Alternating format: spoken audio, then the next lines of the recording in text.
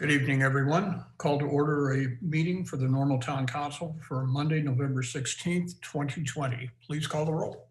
Mayor Kus, Here. Mr. McCarthy, Here. Ms. Cummings, Here. Mr. Nord, Here. Ms. Smith, Here. Mrs. Lorenz, Here. Mr. Preston. Here.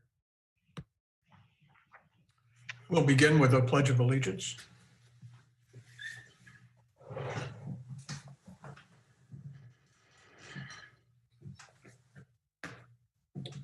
I pledge allegiance to the flag of the United States of America and to the republic for which it stands, one nation, under God, indivisible, with liberty and justice for all.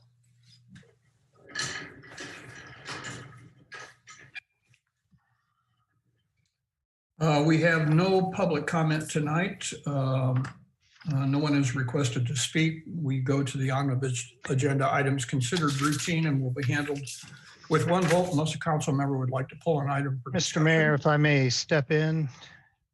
Oh, I'm sorry, you're right. I have neglected to issue the statement that the governor has issued a disaster declaration related to the public health concerns caused by the statewide COVID-19 pandemic. As mayor, I've determined that an in-person meeting is not practical or prudent because of the risk of exposure to the COVID-19 virus stemming from an indoor gathering, and that the remote meeting is in the best interest of the health, safety, and welfare of the council, the staff, and the general public. And now we go to omnibus.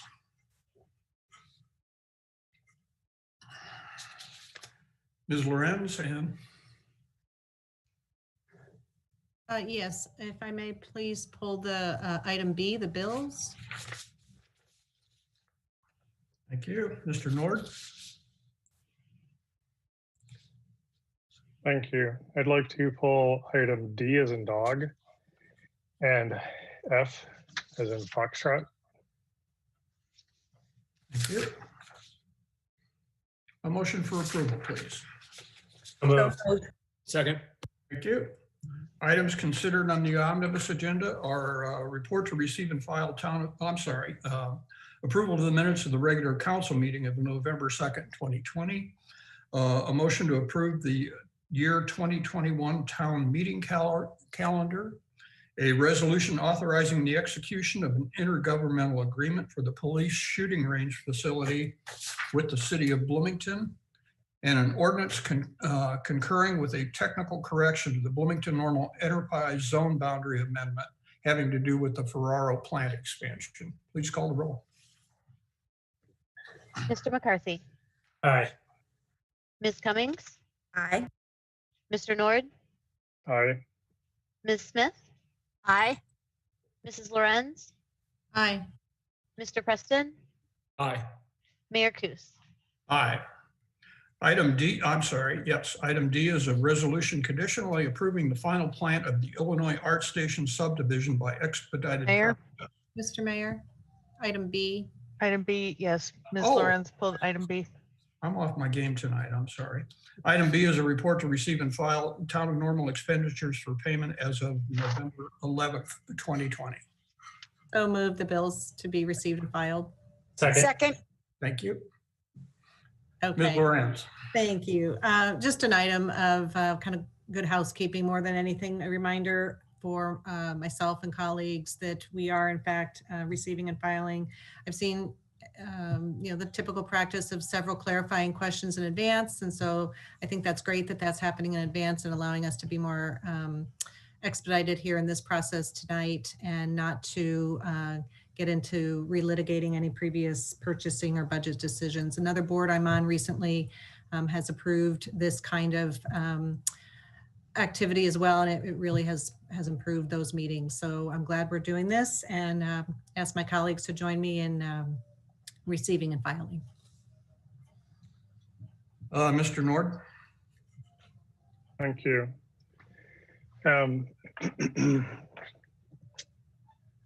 Under city manager expense, the uptown rent, this was a priority that we had listed as a council. And I had asked Ms. Reese what the status was of that. just for public education, I'd like you to let the public know what the status is of trying to reduce that expense. Point of Point order. of order, Mr. Nord, this is a motion to receive and file. You could bring that question up in concerns. Okay, I'll bring it up as concerns. Then another expense under police, there's Kessler Supply for pepper balls, a new customer. I've had folks ask questions about this. Is this a new tool or is this replacing an existing tool? I believe we have Chief Bleisner on the call. Thank you, Chief. Can you field that question? Yeah, thank you, Mr. Nord, for that question. Yeah, this pepper ball was a tool that we previously had in our department armory. And just due to end of life, several years ago, we decided to phase that out because of just reliability of that particular, the product that we had at that time. It was end of life. And so going through and doing our assessments, we determined that it was needed replacement. And so that's why we purchased it this year. Okay, and then while I've got you on the line as well, under police general vehicle replacement, there are C50 masks for $9,100. Could you explain what this is for? Was this something that was previously budgeted, or is this a purchase that has come up that we've decided that you've needed? Yeah. Yeah, this again was it's a replacement program. It's part of our respirator replacement. The current ones that we had expired probably a year and a half to 2 years ago. And just because of cost, we had kind of pushed that expense off.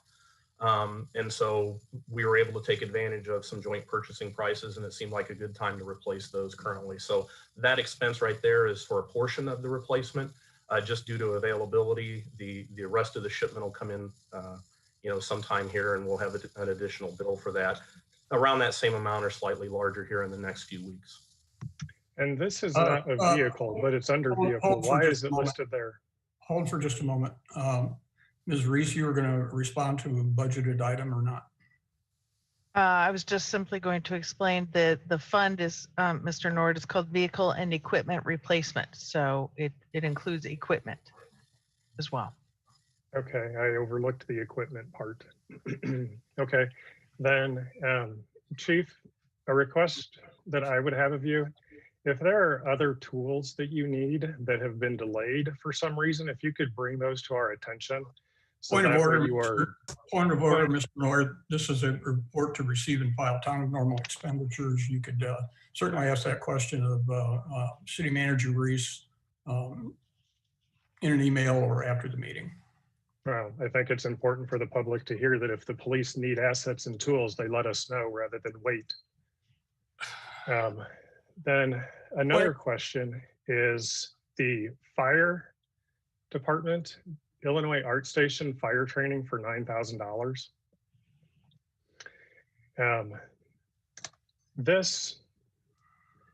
Is this an expense that or actually, Ms. Reese, could you explain what this expense is for the public? I can. Let me just ask for clarification. Mayor, would you like me to go through all these bills during the concerns portion of the meeting, or do you want me to explain things now? I would say at a later point. Again, the motion is to receive and file. These are bills that have been approved. These are bills. Is this an expense that was previously approved on our budget? You're out of order, Mr. Nord. It was approved. It was approved in a previous action. Which action was it previously approved?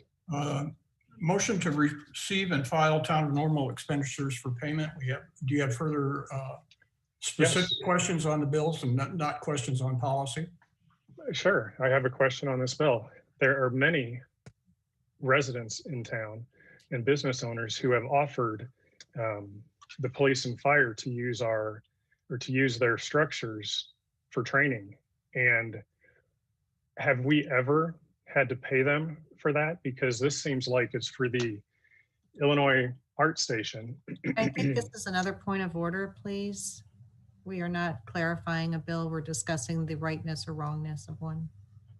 Well, I think it is absolutely imperative that this council questions expenses. And if the policy that you're telling me is that we do not question any expenses, then I think that is not being fiscally responsible. Point of order, Mr. Mayor. We're going way far. I agree. Germanus, this issue was discussed in a previous council meeting and voted on and approved. That This issue there was was a not fully voted vetted on. policy This, discussion previously. please call the roll. Thank you. Then I'm going to do this under protest. Do what? Please call the roll. I'm going to Ms. protest Cummings, this. Mr. Nord, No. Ms. Smith, Aye. Mrs. Lorenz, Aye. Mr. Preston, Aye. Mr. McCarthy, Aye. Mayor Kus, Aye. The report to receive and file is approved. Item D is a resolution conditionally approving the final plan of the Illinois Art Station subdivision by expedited process. Mr. North? Thank you. The art station, Point of we order, just you have to paid them. move. Motion for I so approval. move. I so Second. move. Thank you. And second by Ms. Smith. Go ahead, Mr. North. Okay.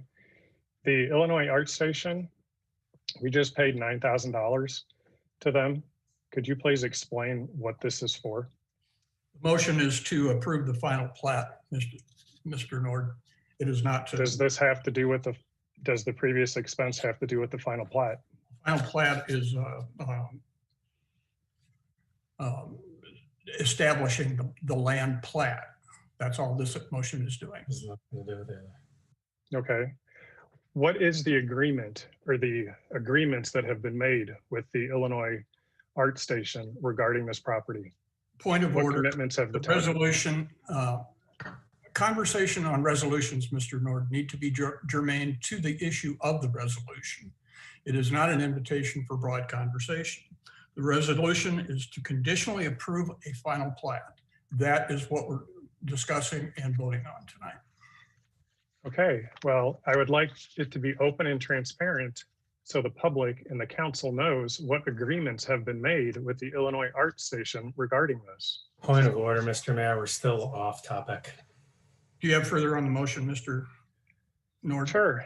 This property has about $11,000 worth of property tax that's going to be abated because Point of this order, Mr. Mayor. company Property tax is, with us. We're not here to talk property tax. Mr. Nord, I think the appropriate action for you is to vote no on this item.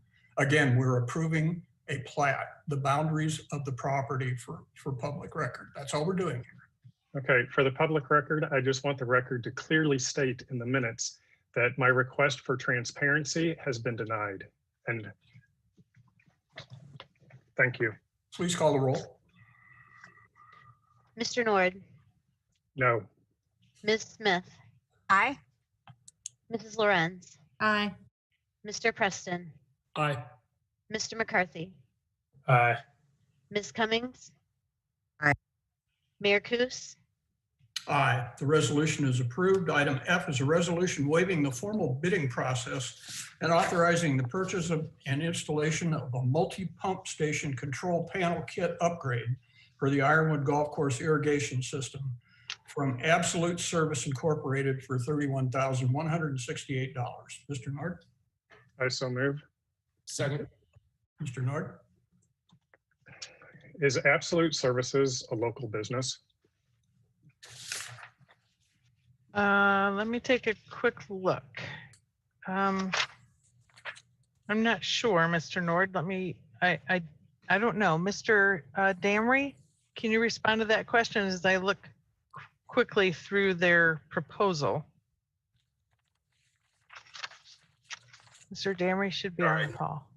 Trying to find the mute button there, sorry. Thanks for that question. So Absolute Services, I believe, is out of Aurora area, the Chicagoland area. Okay. is there a reason that local contractors were not talked to get bids for this? Because you've got quite a few large ones that are in the area that serve other golf courses. The system that was installed in 2007, 2008 was installed by this company, the Flowtronics system, and it is, excuse me, proprietary to the company that where we originally purchased it, and Absolute Service was the sole provider of that installation at the time. We have utilized them for maintenance over the years with their familiarity to the system. And since then, they have been purchased by another company. That Flowtronics system has been purchased by another company, which has led to it being obsolete. So the reason we're sticking with Absolute Service Inc. to do this installation is because of the customization nature that it's going to require to retrofit this upgrade kit to the existing system that we have now. Okay. I have talked with other large companies that deal with us, and commercial irrigation out of East Peoria, according to the packet, are the folks that this was originally installed through. And it says in the packet that Absolute Services was just the subcontractor that installed the electronic part of it. So if there's a problem, I think it's not wise for us to have a service contract where someone has to drive out of Aurora when we've got large companies that serve, the golf courses, the country clubs who are local. And, one, I don't think for service that's wise for us. Two, I think it's insulting for our businesses that we don't attempt and allow them to bid on town contracts.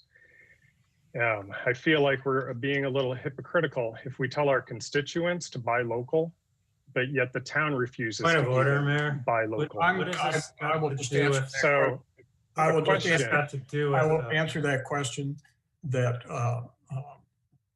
I'm not sure how you're defining local. We define local Midwest, as McLean Central County. Illinois. Well, Midwest, Northern Illinois. Your point's not appropriate. And also the fact that you insinuate that we're insulting local businesses, I take personal offense that you would attack our staff that way. Well, then why aren't we including our local businesses? This is the sole provider for the services that we are required in the area. This is the closest person in the area. The electronics component is what they're dealing with, and it has to be custom built to fit the current system. Otherwise, we end up spending at the minimum $70,000 as opposed to the $31,000 that we're proposing tonight. And that could be even upwards of $140K if we start to remove all the other proprietary pieces and replacing them with new pieces that fit with the new controller system. So once we started looking into the new system, it became very clear that the expense was not going to warrant looking more locally at a controller, and we have stick with our upgrade kit and our retro kit that we are proposing here tonight with the provider that we have used for obviously a number of years. That is why we are proposing what we are proposing tonight. Nothing against local vendors at all. We are kind of slotted into this, and we think this is the best appropriate action at this time and the most cost-effective action at this time. And I might add, we did attempt to explain in the report that it is a proprietary system.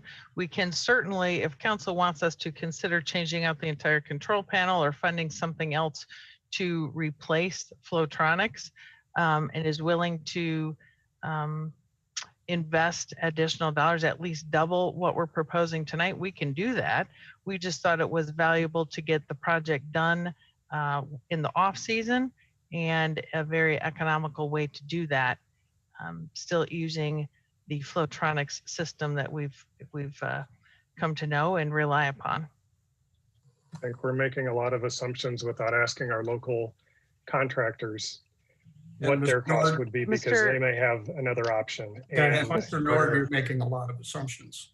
Ms. Smith, well, you know, we are, the council is too. I've recognized Ms. Smith. To put this into context, the entire irrigation system, when it was installed, I received some information when I was doing my background checking on this. Is that 1.4 million? It is somewhere around there. Yes, 1.2 or 1.3 million.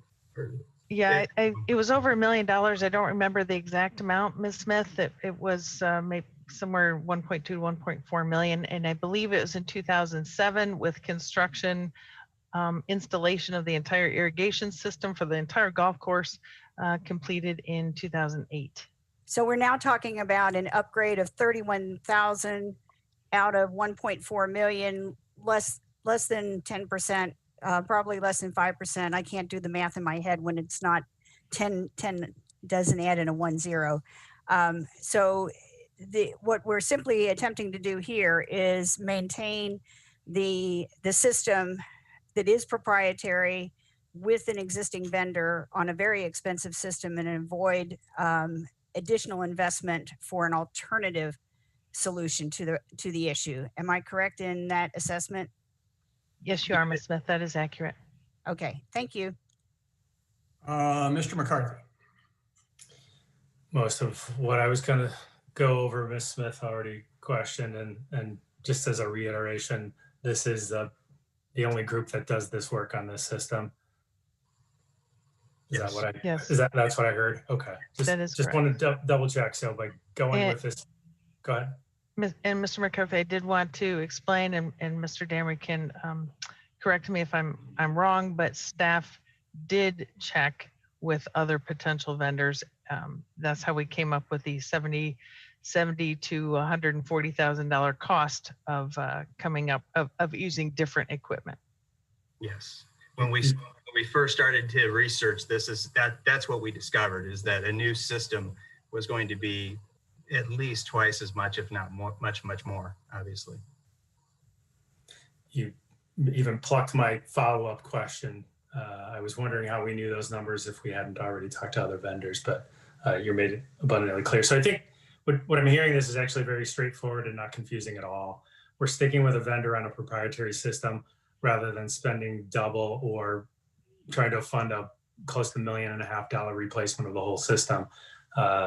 During a tight COVID time, this is an amazingly intelligent decision for us to be making, is to do what we need to keep the system up and running and keep that asset productive for our residents, but also save them as much money as we possibly can during this difficult time. So I'm supportive of it. Thanks for the great work.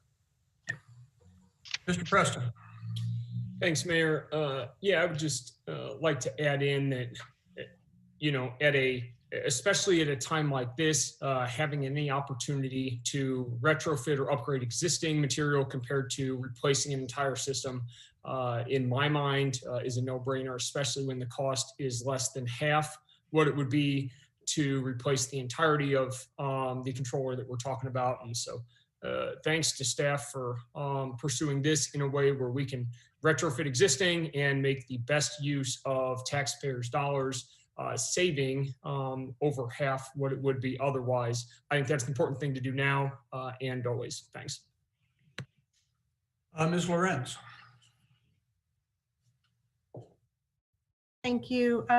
Yeah, I think Mr. Damry did an excellent job of answering the question here that's being, or the issue, I guess, that's being challenged by one of my colleagues here tonight. And I think Mr. Damry did an excellent job of explaining the work that the staff has done in vetting the choices and making the decision to do the most effective and efficient use of taxpayer dollars. So I applaud the staff for that. And I am concerned about my colleague making some broad accusations that don't seem to be based on anything in particular.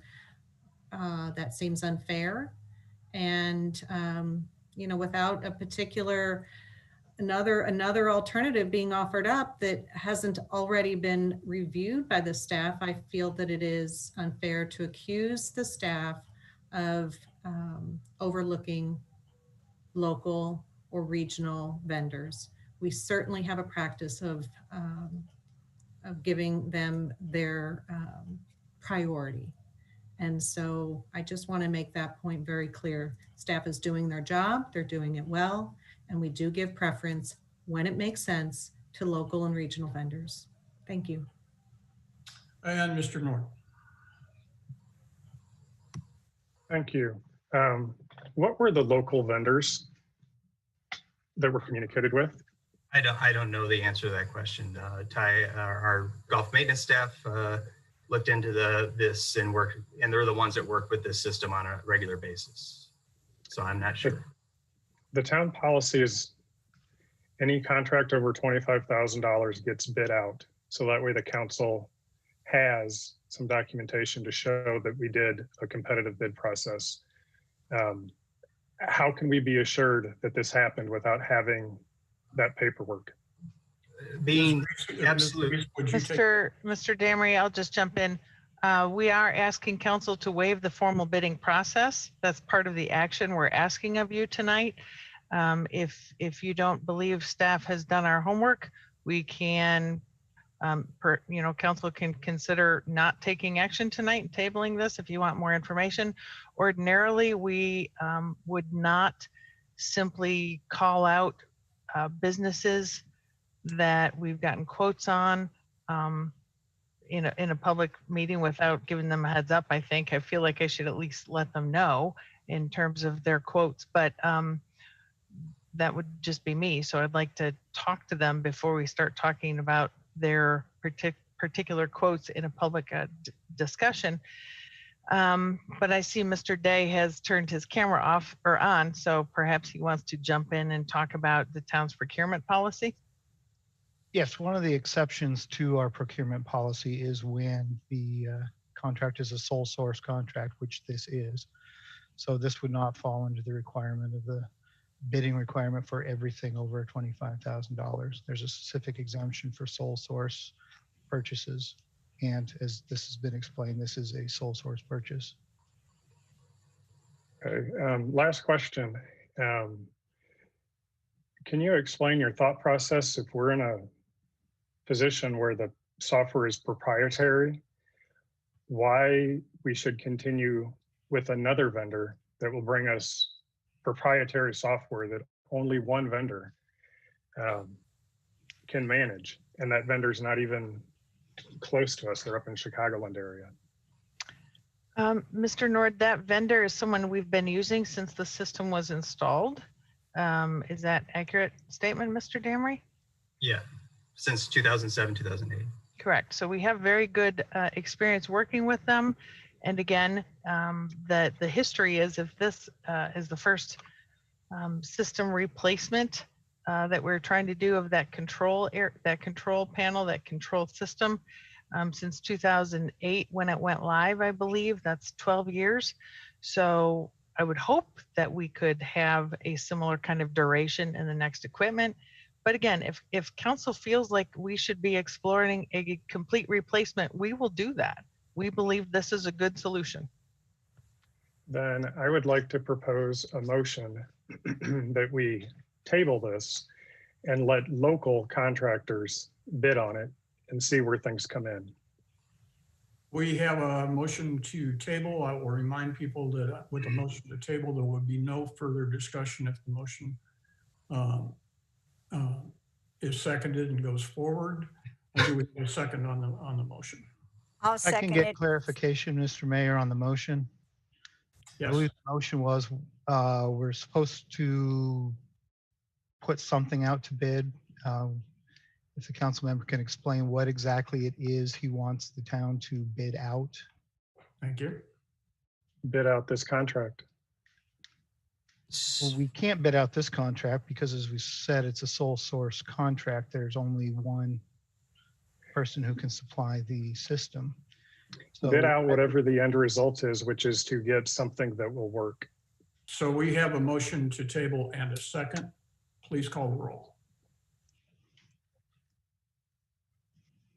Ms. Smith, No.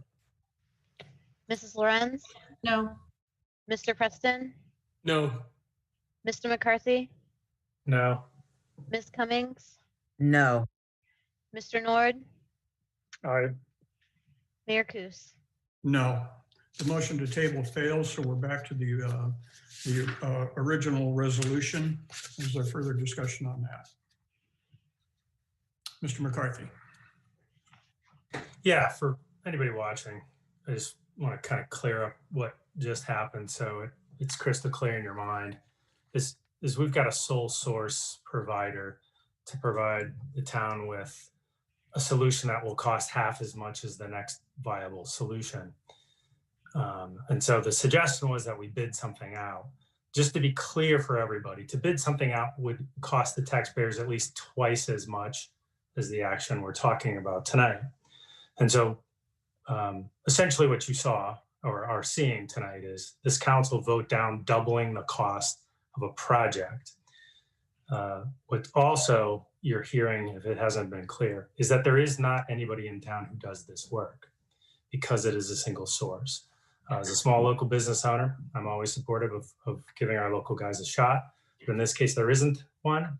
Staff has looked to see what costs of somebody else doing a completely different solution, and it's twice as much. Please don't be confused about all this motions and procedural stuff, but that's essentially what's happened tonight. And again, for those reasons, because there isn't somebody local and we're saving the taxpayers a bunch of money, I'm supportive. Thanks. Please call the roll. Mrs. Lorenz, Aye. Mr. Preston, Aye. Mr. McCarthy, All right. Ms. Cummings, Aye. Mr. Nord, No. Ms. Smith, Aye. Mayor Kus. Aye. The resolution is approved. That concludes our omnibus agenda. One item of general orders tonight, and that is a motion to authorize the preparation of the 2020 property tax levy ordinance. Move approval. Second. Second. Thank you. Discussion on this item. Mr. McCarthy, your hand's up, but that may be from the previous session. Apologies, Mayor. Thank you. Mr. Nord. Sure.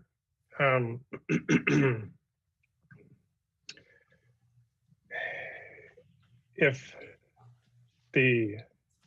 Unit 5 raises property taxes, what impact will that have on money that the town receives from properties in the TIF or in a TIF?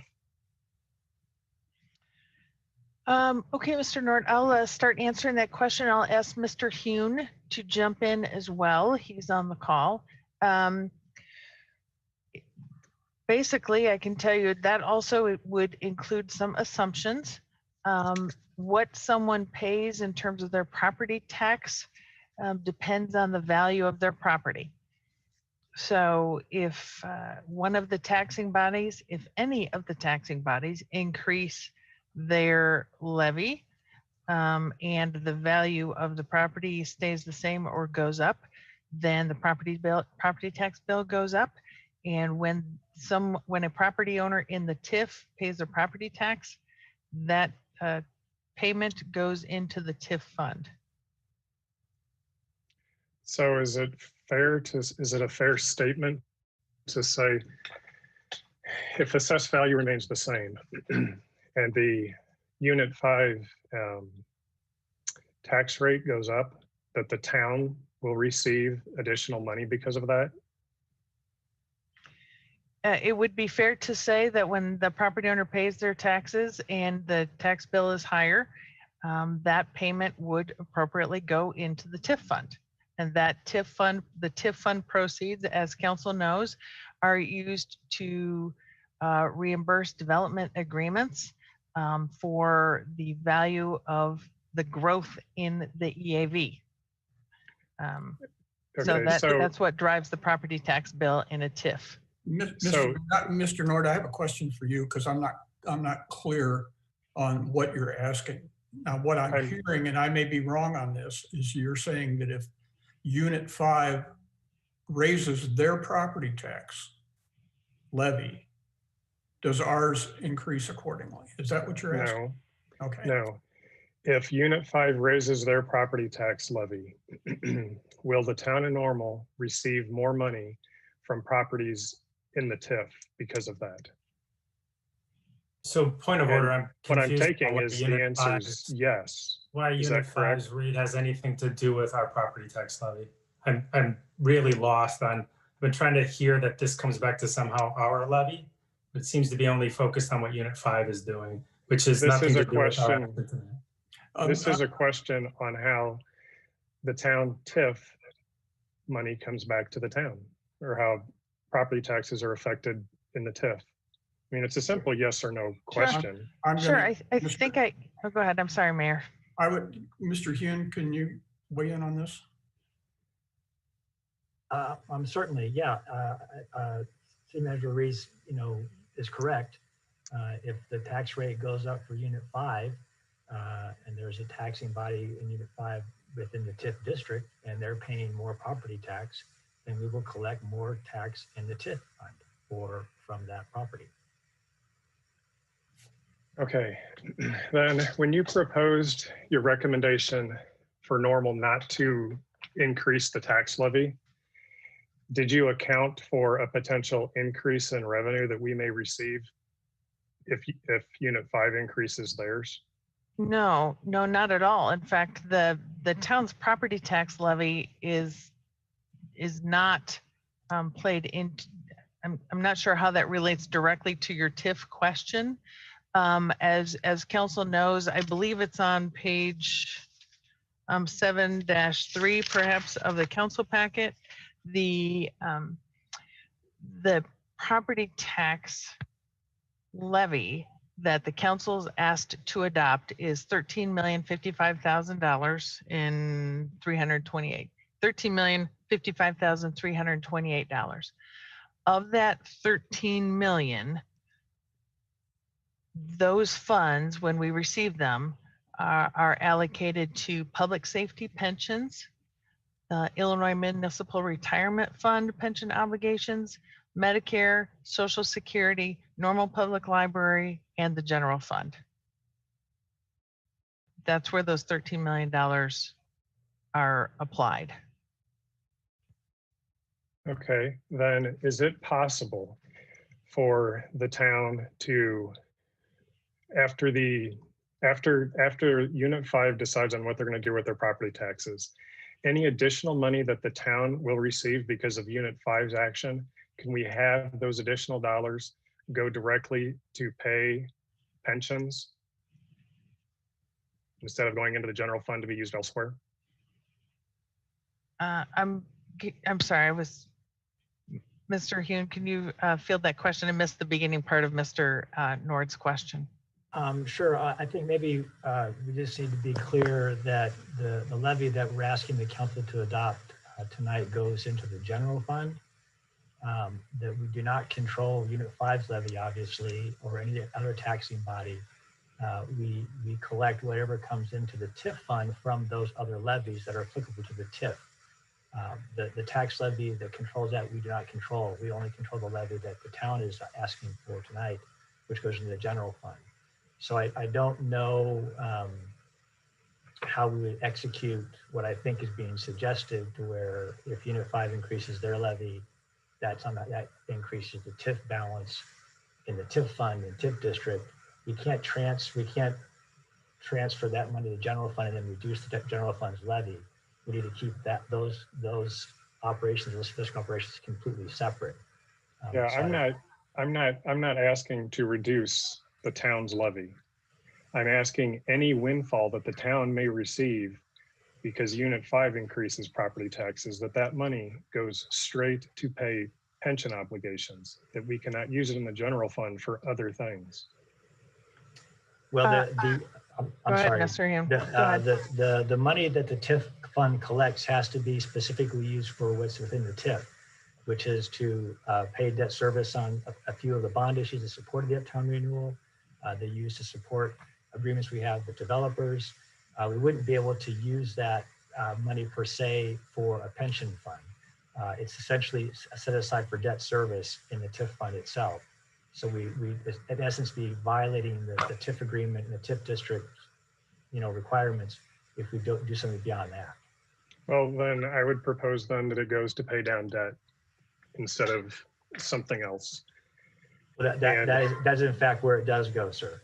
Yeah, that Okay. when the TIF fund receives proceeds, those proceeds are spent on TIF eligible expenses. Majority of the expense is debt service. Yes, but I'm hoping that all of that goes to new debt or goes to pay off debt. Well, Um, I'm sorry, Mr. Nord, I didn't mean to interrupt. I did want to say that the town has development obligations in various TIFs.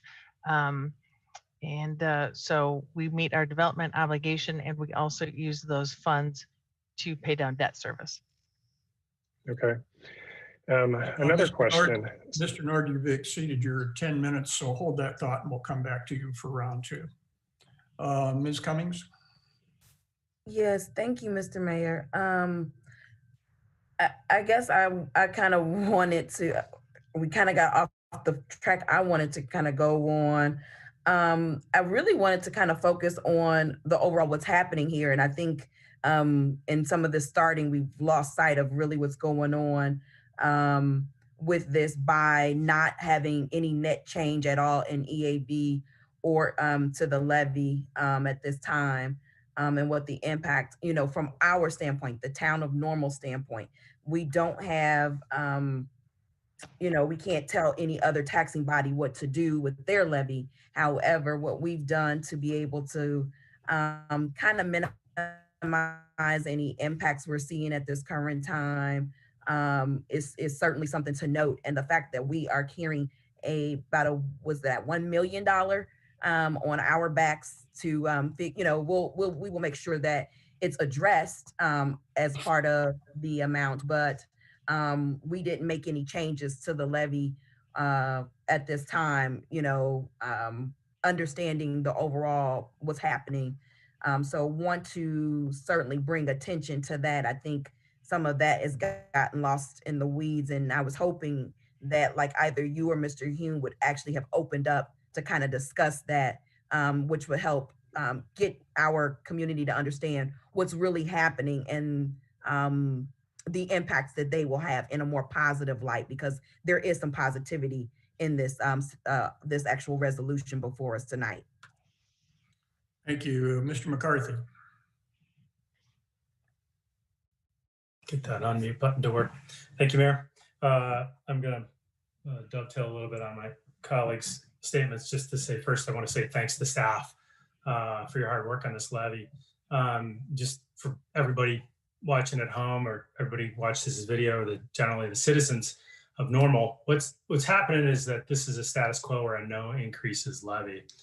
And what this means is that costs go up, pension costs are going up. And so what this means by keeping the levy the same, town staff has come to us and said, we're going to cut funding for operations to pay pensions. So staff, thank you. We know what you're doing. We know that you're working to minimize for taxpayers the impact of increasing costs that the town has to bear. And so this action is saving you money, and staff is working hard to do that. At the same time, while minimizing impacts of increasing costs to you, we're also meeting our pension obligations, which means we are not kicking the can down the road like the state or any others who don't live up to their pension obligations every year. I'm not pointing fingers, but what I'm saying is that there's two really, really amazingly good things going on here. One is the pension levy is flat. Staff is trying to figure out how to do their jobs with fewer resources. Thank you for doing that. And we're making good on our obligations and our promise to fund the pensions by what our actuaries tell us is we need to do. So it's a really good story. It's tough for staff, I'm sure. We appreciate it. We know you've made big cuts, $6.5 million out of the budget already under COVID, and are doing a lot with a lot less right now. And I think the story here tonight, and I hope my friends in the media do get a hold of this, and that the taxpayers are paying attention to what's really going on here, which is staff is saving money and meeting our obligations. Thanks. Ms. Smith. Yes, and I I think in bringing up property tax by another governing body, we were losing sight of the normal council's commitment to using the property tax levy in large part for funding retirement obligations. And you had started to read those, and I've got it pulled up. But those include the police pension levy, the fire pension levy, the Illinois Municipal Retirement Fund levy, and Social Security Medicare levy. And there's a smaller part for the library and general obligation debt service and special service area bond levy. And we had been doing a general fund transfer out of that. But in recognition of the fact that we are seeing more pressure to fund police and fire pensions because of the use of a new mortality set of assumptions, and reducing the projections of what investments may earn, we have, as a council, made a commitment to work towards leaving more dollars in the property tax bucket of funds and not transfer to the general fund. Is that an accurate statement where we're making a stronger commitment to dedicate property tax revenues to those retirement obligations?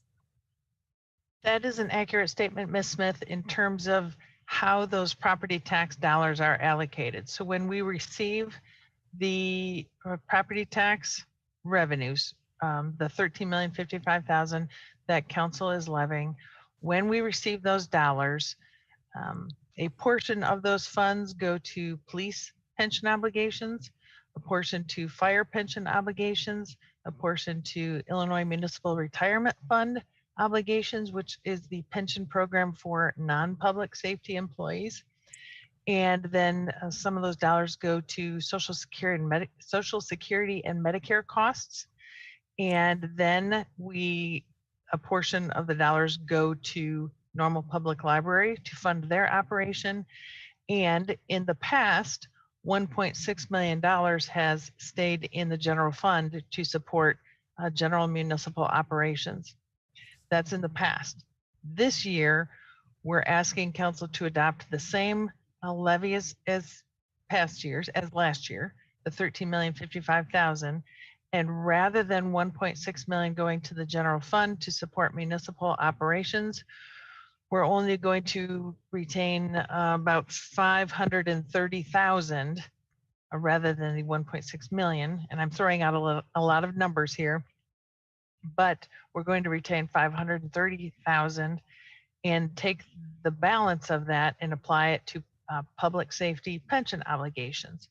So we're increasing significantly our pension funding for police and fire, and we're reducing significantly the amount of dollars that will stay in the general fund to support municipal operations. So in essence, we're making a stronger commitment to fund our pensions, and then we're forcing ourselves to look at additional cuts to meet the operational challenges. That is correct. Okay. I just wanted to make sure that was cleared. Thank you. Mr. Preston.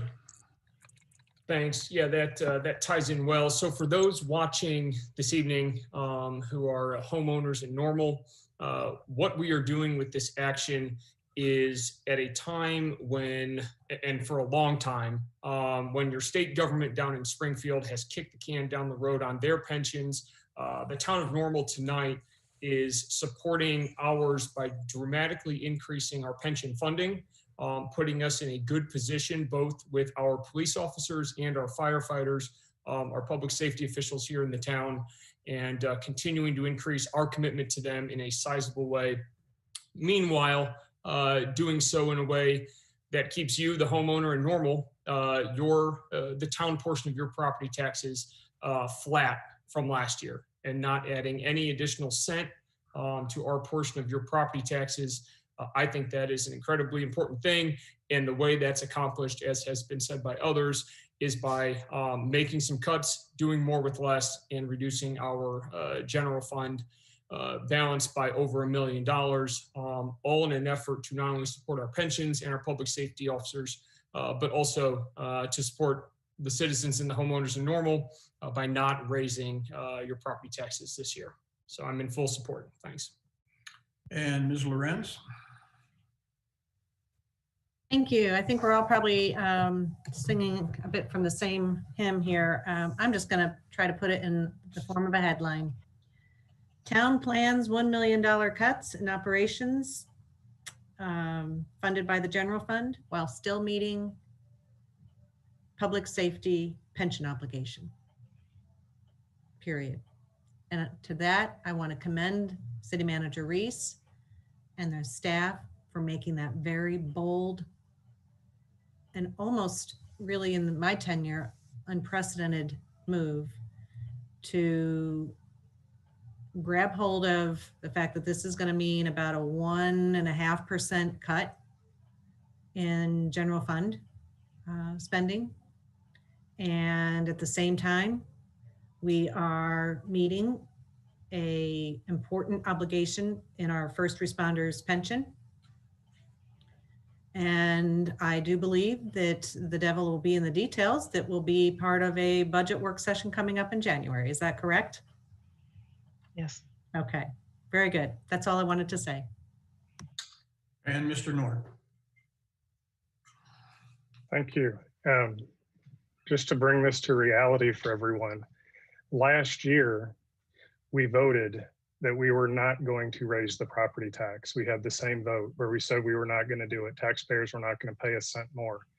Then when we had the staff prepare the paperwork, and when we voted to approve the paperwork to give to the tax assessor, we had reneged on what we said, and we raised property taxes. So, you know, I struggle with whether this is newsworthy yet, because we still have that next vote coming up where things could change. It would be nice, I would be in favor of some amendment that would lock this in so we cannot at a later time do what we did last year and raise property taxes. Is there any support to lock this in and solidify this, that we cannot make a change in this levy amount at a later date? The answer to that question would be to make a motion. Yes, Ms. Reese, I had asked if you could help prepare a motion to this effect. Do you have a recommended motion? Mr. Nord, I did ask Mr. Day to come prepared with information for you in that regard. I do want to explain the process a little bit because Mr. Nord alluded to it. Tonight, we are asking council to authorize staff to prepare the levy. That is the first step in the property tax approval process. And so, as Mr. Nord indicated, there will be additional council action required to formally adopt the levy. Tonight's action just directs staff to prepare it. No less than 20 days later, we will come back with council for you to adopt the formal levy. Just to make it clear so people understand what Mr. Nord was referencing in terms of council's next action, that after tonight, we will come back and at your December 7th meeting and ask you to take final action on the levy. Mr. Day, can you respond to Mr. Nord's question regarding language to basically lock in action on the levy? Sure. And just to follow up on Mrs. Reese's comments on what we're doing here, basically what we're doing with this motion is we're checking off an item on our statutory to-do list when it comes to levying our property taxes. The truth in taxation law requires special notice and hearing procedures if any tax levy increases more than 5% over the prior year. It also requires that the council has to approve in advance an estimate of the levy so that everybody will know whether those hearing and notice procedures are going to kick into place. That's what we're doing tonight. We're providing the estimate of the levy.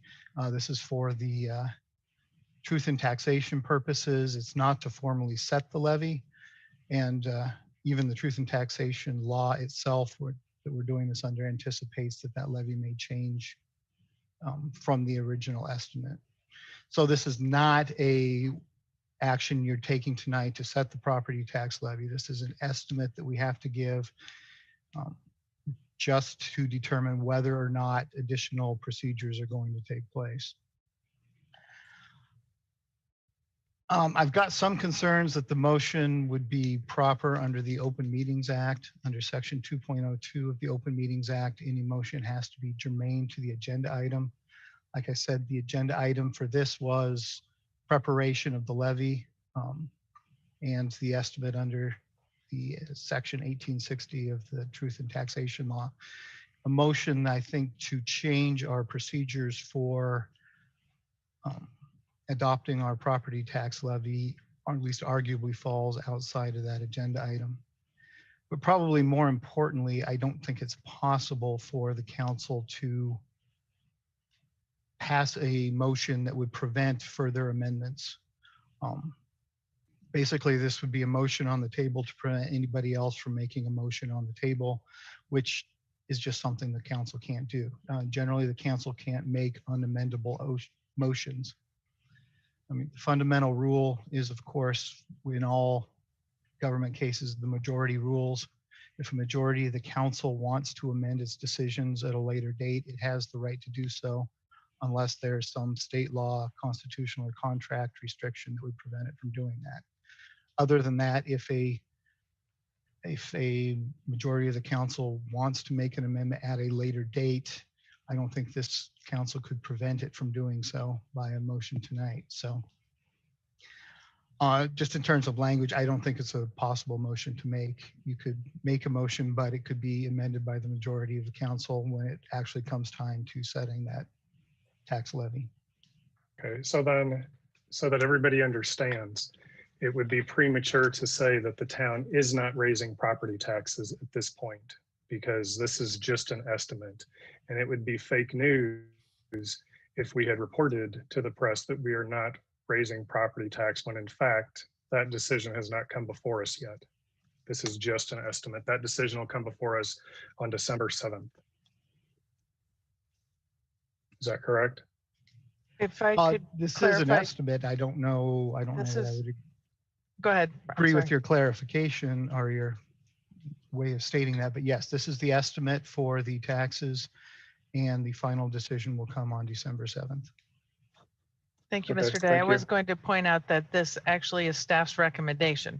So it has been, from staff's perspective, has been reported to the media accordingly. All right, that would be inaccurate because that's just a recommendation. Like I said, we did this last year and voted that we were not going to, but yet we did. So hopefully you can correct the press and let them know that that was just an estimate. You know, things can change, and they have. They just did last year. Mr. Nord, just so council's aware, my conversations with the media, and I believe Mr. Hunes as well, we clearly stated this is staff's recommendation for the property tax levy.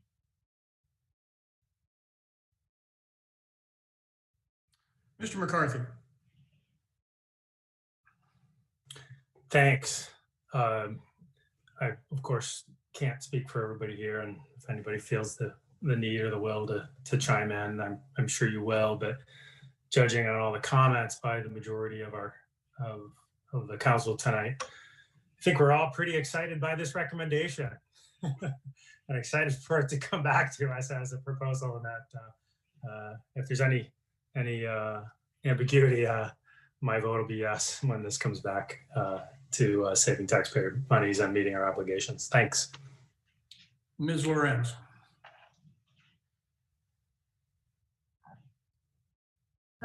I'd like to echo what Mr. McCarthy just said. I think my headline still holds, that the town plans $1 million cuts to operations spending from the general fund while still meeting public safety pension obligation. And I too don't foresee any reason to have a change of course in 20 days from now.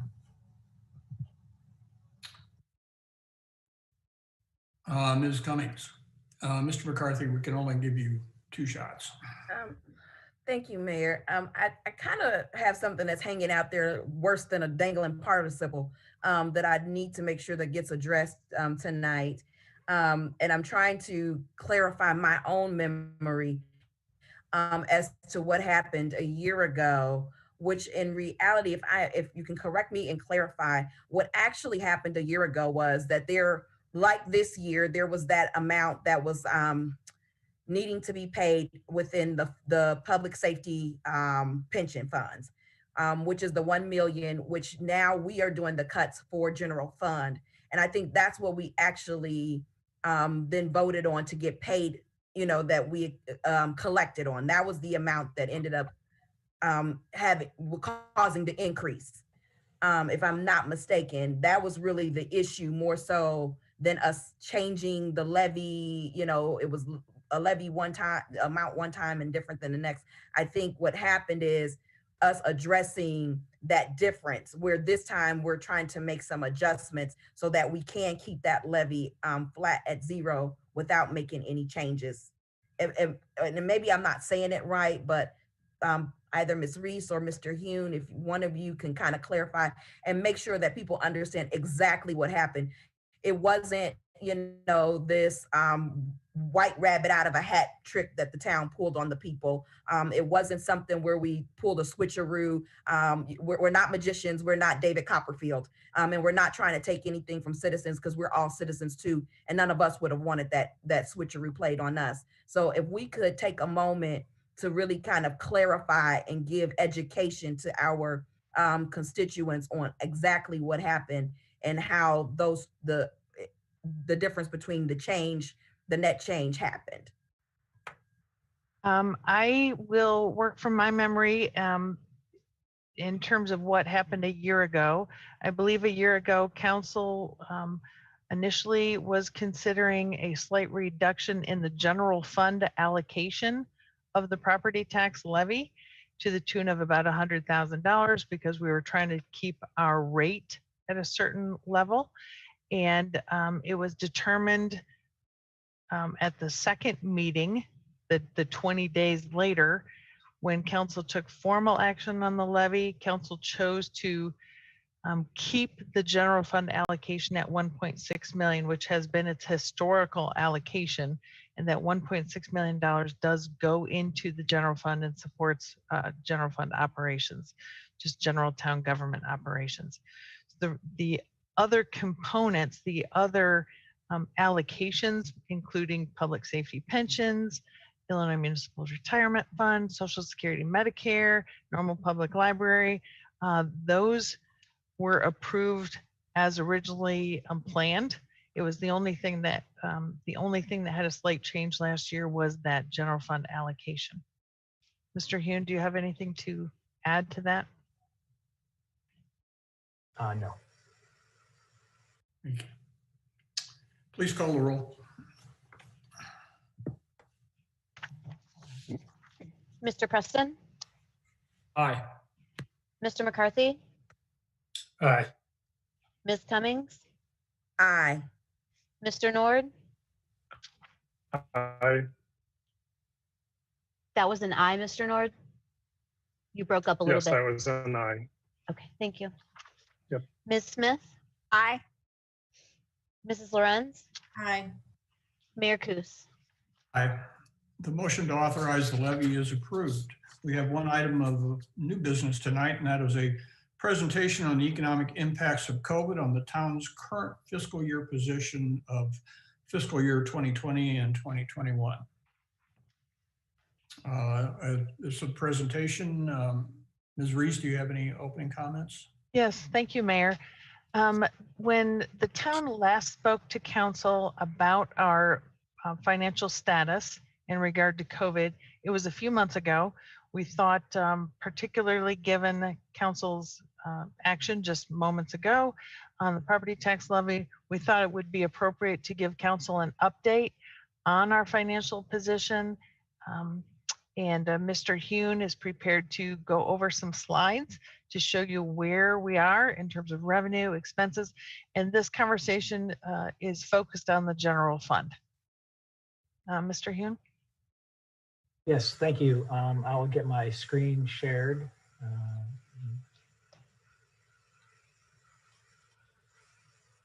Can everyone see that information? Yes, okay. Yes. And you can hear me okay? Okay. So as Ms. Reese mentioned, we want to give an update on where we're at with the COVID budget. And this is really kind of an early update to the actual budget that you will see a great deal between now and January, and of course in March when we do final approval. Our goal tonight is to kind of walk you through where we're at right now compared to our adopted budget that we approved last year for the 5 years and the year we're in now. We're going to look pretty closely at how we're looking in the current year, which is fiscal 2021. We're going to look closely at how next year is looking for our budget year coming up and all the out years. I will note that I wouldn't get too attached to any single number in this presentation. It's a very preliminary time right now in the budget process. So we're looking, numbers are moving around quite a bit. But we do have some information to share that we feel comfortable sharing with you in terms of where we're at financially. Again, you've seen this slide before. It's just kind of I'm not going to go through it in great detail. It kind of gives you a sense of the significant economic times and dates and events that occurred once COVID became our new reality in February, March of this year. The only thing I've added to this slide recently is the fact that, as you're aware, November 4th, the state of Illinois went back to what we refer to as a Tier 1 enhanced mitigation, which essentially means no indoor dining, which is going to have some impact on numbers going forward. So that's kind of an important update in terms of this timeline of events. I do want to go back to this chart one more time, and this might be the very last time you see this when I'm not sure, because at some point in time, we're going to switch away from our COVID modeling model to our tried and true budget models that we have in place to project revenue and expense.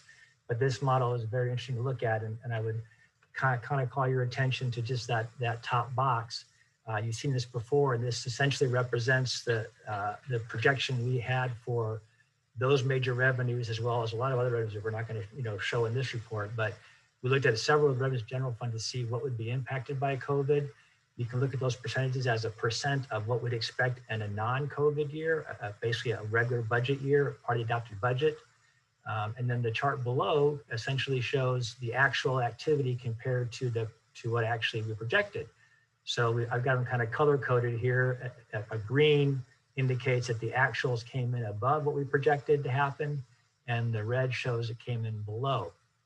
A few things to share with you on this. Obviously, there's a lot of green there, and that's good to see because it means we're doing better than we expected to be doing. Now, again, we predicted this back in March when we were faced with the significant reality of COVID, and we still are. And we didn't know how to really determine what would be happening in the next few months or even the next year or two. We gave a very conservative view of that information, and we always plan for the worst and hope for the best, and that's how we operate.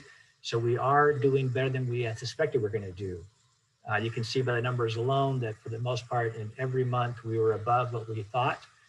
Sometimes in terms of local sales tax and state shared sales tax, that actually returned to, I guess what you could call our budget projection in June, July, and August, and that continues to be fairly stable compared to the first few months there, March, April, and May.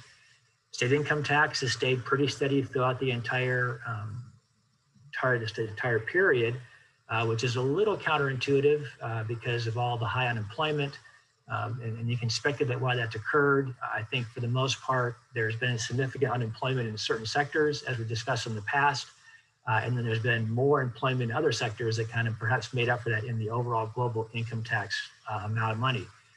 Food and beverage clearly struggled, but didn't struggle nearly as much as we thought it would, which is good to hear. Although if you're in the industry, you still are having some challenges. But you can see as of August, 93% of what we thought would come in came in. opposed, we predicted about half of that would come in. And again, those were projections we made back in March under a very different sense of what was going on. Hotel motel continues to struggle, and I think that'll be showing a red version for several months the rest of this fiscal year, because simply the travel is not occurring and they're seeing some low occupancy rates.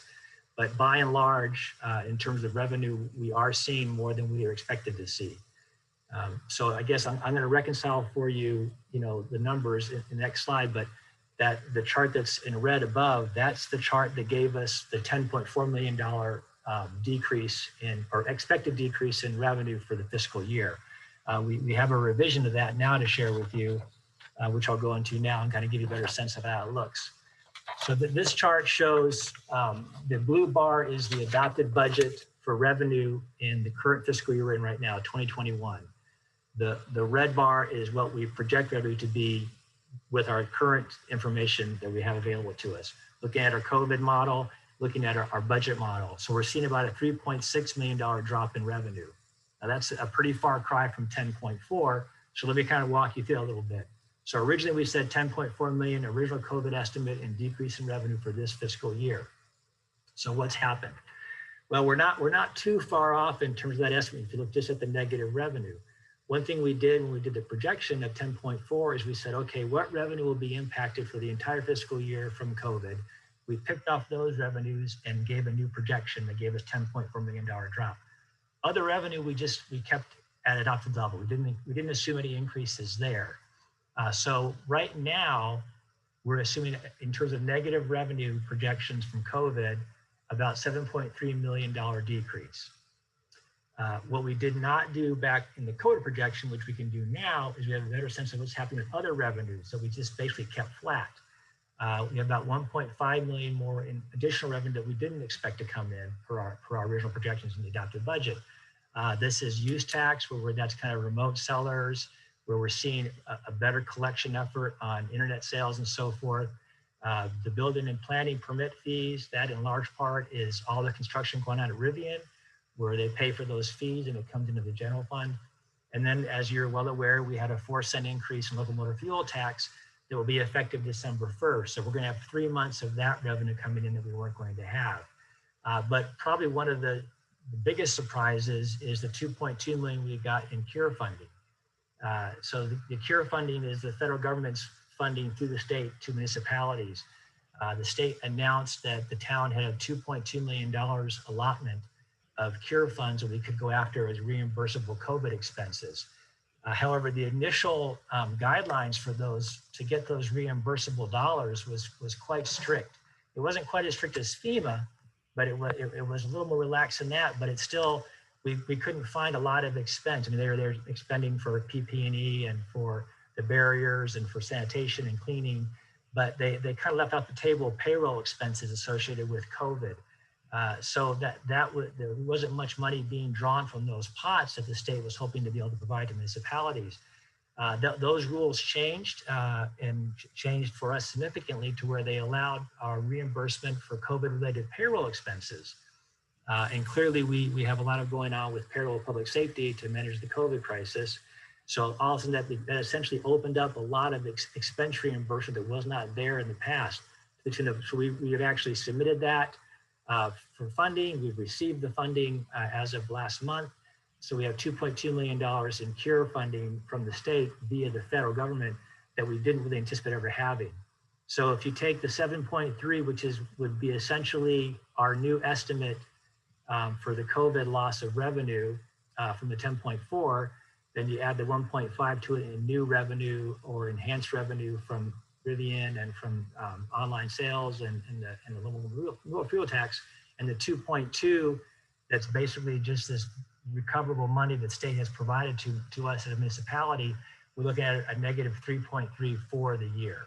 So hopefully that kind of clarifies where we stand in terms of revenue for this current fiscal year compared to our COVID projections. Moving on to next fiscal year, because we are in our budget period and we're looking at next fiscal year as our next official budget year, and then all the out years, we're looking at about a $1.9 million decrease from what we thought last year for the 5-year period of this fiscal year. So about almost a $2 million drop. So where is that coming from? Well, in terms of revenue, as you say, the council just passed the property tax levy that afforded more funding to flip to the pension funding and then kept the rate and levy flat. But that, of course, means a decrease somewhere else to levy, and that decrease was $1 million reduction or so to the general fund revenue property tax. So we're carrying that into this next year's budget. That was not a party adopted budget, as you can see. Hotel, motel, sales tax, food and beverage, we're still having some issues there, and they will remain those issues. In part one, hotel, motel will struggle for a while. Food and beverage will struggle for a while. Sales tax has recovered, but we're starting from kind of a new base year. So we've kind of lost essentially a year. And I'll kind of describe that more in the coming slide. We do have some increases in revenue that are favorable. Obviously, locomotive fuel tax rate increase to 4 cents. We'll see that a full year of that next year. That doesn't necessarily help the general fund's bottom line per se, because those funds are going to be designated to support transportation spending, roadway, and so forth. So although it is an increase in revenue favorable, it is going to be fully utilized in new expenses for the most part. So that is a good thing, but again, we're increasing expense, and I'll show it to you later on. So right now we're projecting about a $1.9 million decrease in what we thought we would have had this time last year through the 5-year budget compared to now. This will change over time, but this is our best estimate as of today. So this is a pretty common chart that I've shown you in the past. I like to use it because it really does help explain quite a lot in terms of, conceptually what's going on with the revenue. The blue line, of course, is our adopted 5-year budget for revenue that we have right now. The red line is our projection as of today. And you can see that we have a drop in the current fiscal year, which we already described as that $3.6 million drop from the earlier slide. We are projecting, some recovery for next year, but we're not getting back to where we were in pre-COVID days. And that's fundamentally a problem for the budget at this point in time. So now we're going to grow off that new base, a lower growth. We're going to still show growth in our overall revenue, but we've had to reduce that baseline to a new pattern, and that's problematic for the current year and the next year's budget and the out years. In fact, I can share with you fundamentally for a lot of the major revenues, we took the 21-22 budget or budget projection for revenue and essentially set it back to 19-20 timeline of activity. So again, we've kind of just lost really essentially a whole year of that projection growth. Now that might change as we look at revenue going forward, but we're going to be watching it very closely. And that kind of gives you a feel for where we are, where we foresee a problem. So let's talk about expense now. Again, expense in the current fiscal year, this was significant. And as you know, when we started seeing the writing on the wall from COVID in February and March and April, and we made our projections to decrease revenue, we had to react as an organization to deal with expense cuts to preserve the general fund finances. So we did have a decrease in expenses from adopted budget to what we're projecting now of $8.6 million. So what was all that made up of? Well, initially we have held off on making transfers. The general fund, as you're well aware, supports other capital operations. One is the Vehicle and Equipment Replacement Fund. Each year, the general fund moves money around $2 million a year to that fund to support ambulances and patrol cars and waste trucks and equipment and so forth, lawnmowers, everything from A to Z. We have not made that transfer this year, so the general fund has retained that cash to conserve our cash for now. We also cut the funding to capital, and this is capital like roofs and HVACs and carpeting and things of these natures. We did reduce some of the funding to the roadway fund, and we were able to cut back on debt service.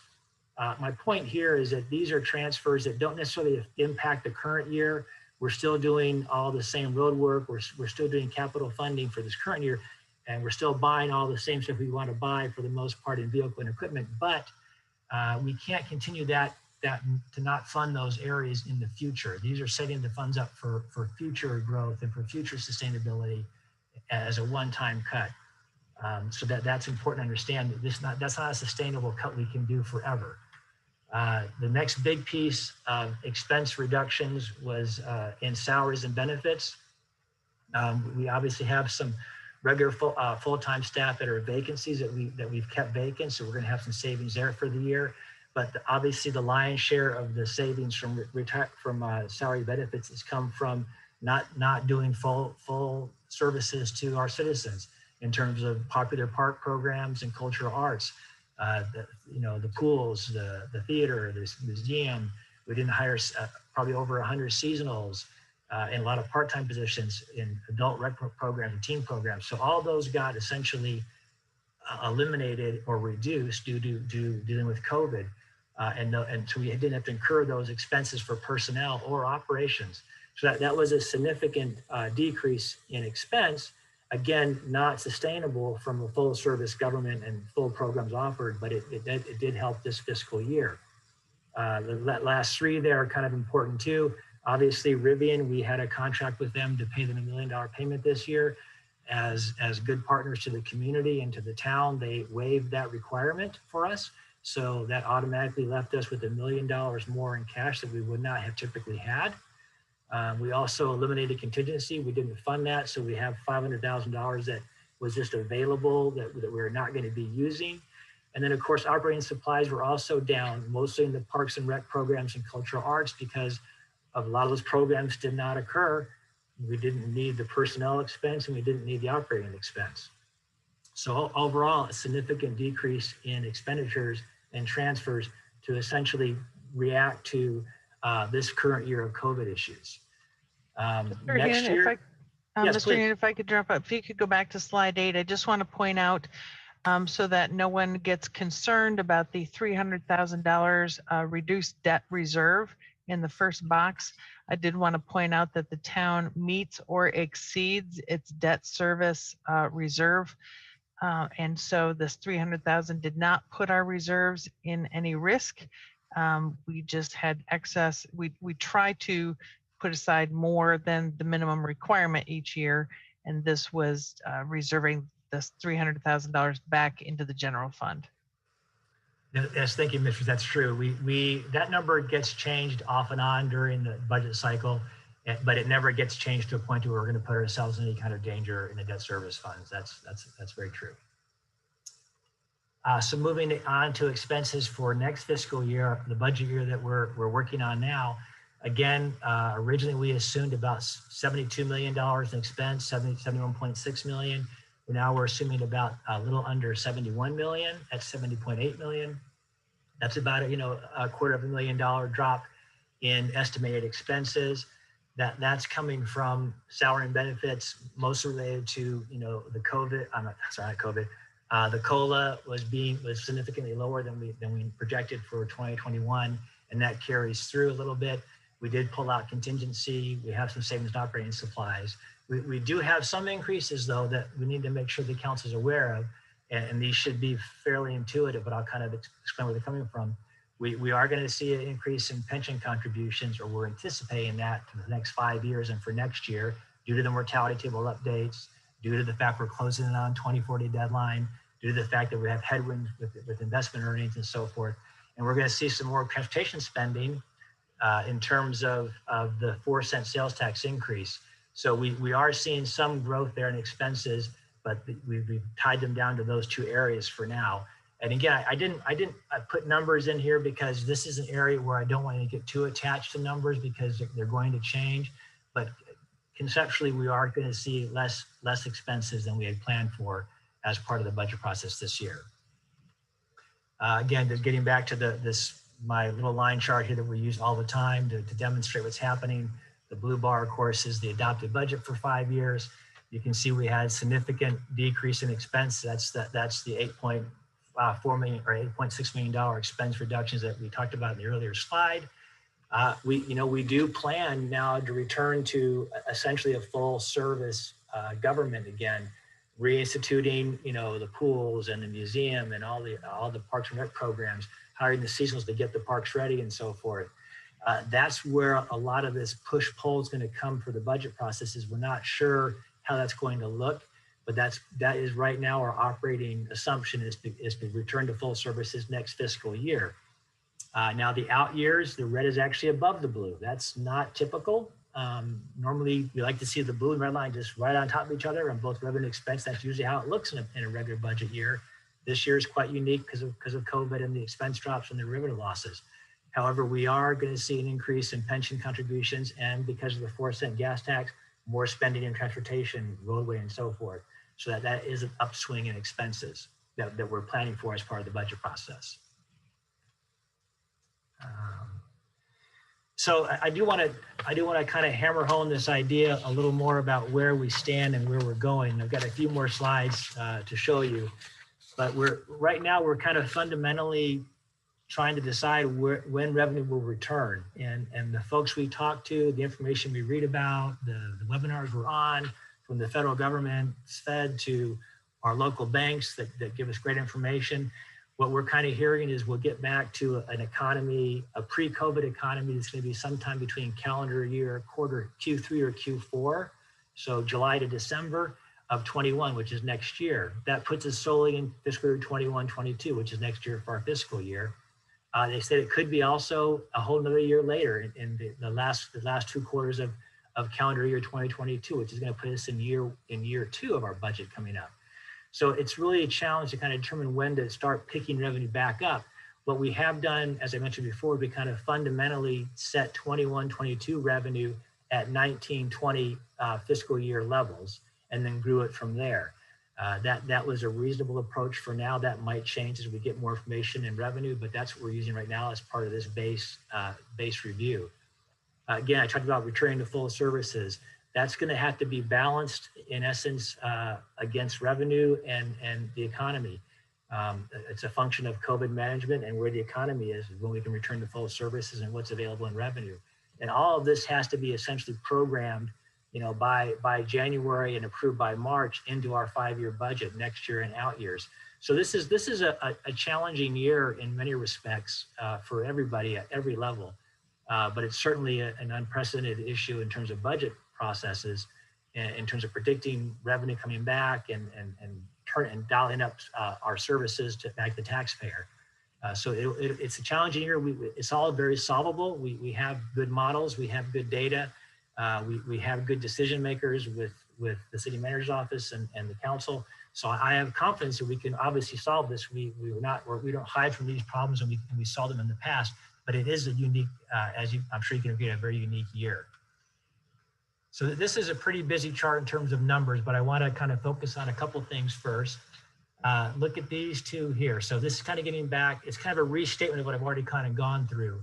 The adopted budget that we're in right now for 2021, our current fiscal year, compared to what we think the preliminary budget would tell us when we redo it. We have a $3.6 million shortfall in revenue, which we discussed pretty much at length at one slide. And we have about $8.6 million decrease in expense. That's going to leave us with a fairly strong surplus at the end of the fiscal year. The plan, as I mentioned, is to return to essentially a full service, traditional service level for the government. So we're gonna pick up expenses to $70 million from 61. Now, those are not new expenses that we're gonna have to charge the taxpayer for. That's a return to our regular service level in terms of funding programs and Parks and Rec and so forth, and also making our annual transfers to capital, to roadway fund, to vehicle and equipment reserve fund. We're essentially picking all that back up next year to see where, and that's where you're seeing this big jump in expense. Now, we also are going to flow that into the 5-year budget, and the headwind we have, one, we've kind of created a headwind for us with today's tax levy, because we're pulling money out of general fund to the tune of a little over $1 million. That's creating a bit of a headwind for us. And then also the fact that we have a new revenue base to grow off of, with basically kind of this really a unique year where we're going to get back to regular consumer spending eventually, but we're not going to be able to grab that year of growth. And that's programming in these years. And that essentially creates, what we're saying is our big problem. We have an immediate problem this fiscal year our next fiscal year to deal with.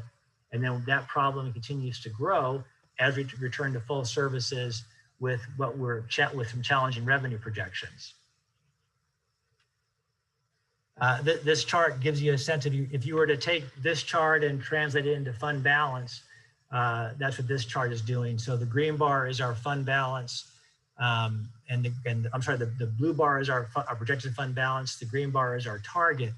We had a very good year last year in terms of surplus. Some of that surplus was carried over into our current fiscal year, but we landed within a surplus last year. Obviously, the significant expense adjustments and the fact that we didn't transfer funds that we just cannot hold off on forever to vehicle reserve and capital and roadway fund, enhance that position. But as we return to a full service government, we rapidly spend down that fund balance at what I would characterize as a very dangerous curve for the out years. We always look at the 5-year plan. Any decision we make now has a consequence to the future, no matter what it does. It's plus or minus. And we always look at the 5-year issue here, and you can see that we're projecting a problem in the out years. One thing to kind of give you a flavor for this is if we were to say, well, let's go ahead and transfer those funds, and we have what you could characterize in a way as some extra fund balance. Let's go ahead and move that money and support the vehicle reserve, the roadway fund and the capital fund, and kind of shore those up for a better future. But that essentially cuts some of the leg out of general fund too. You can look at that 5-year, we're at $3.5 million. If we were to actually make those transfers, we would almost be out of money in year 5. So again, we're not going to let that happen. These are long-term projections. I feel comfortable with the assumptions we have, but the numbers are going to be moving around quite a bit. And I would ask not to get too attached to any single number. The goal of this is simply to kind of give you a sense of where we stand. So again, we're going to take action this year to solve the out year problems, because we're not going to allow that to occur, and we can't. This is a very similar view. City Manager Reese reminded me of this recently, of how we looked at the 2017 fiscal crisis, where we had, we were fairly stable in the current year and the next year, but the out years looked pretty difficult. And we corrected that in essentially 1 year and brought all 5 years back into balance. That's going to be challenging, no doubt about it. And because we have the headwind of pre-COVID projections not coming back as fast as we want. And we have the headwind, the self-imposed headwind of the $1 million cut in property tax to the general fund. But these are solvable issues, and hopefully, we plan to come back to you with some information on that. This is my last slide to give you a sense of almost done. I appreciate your patience on this.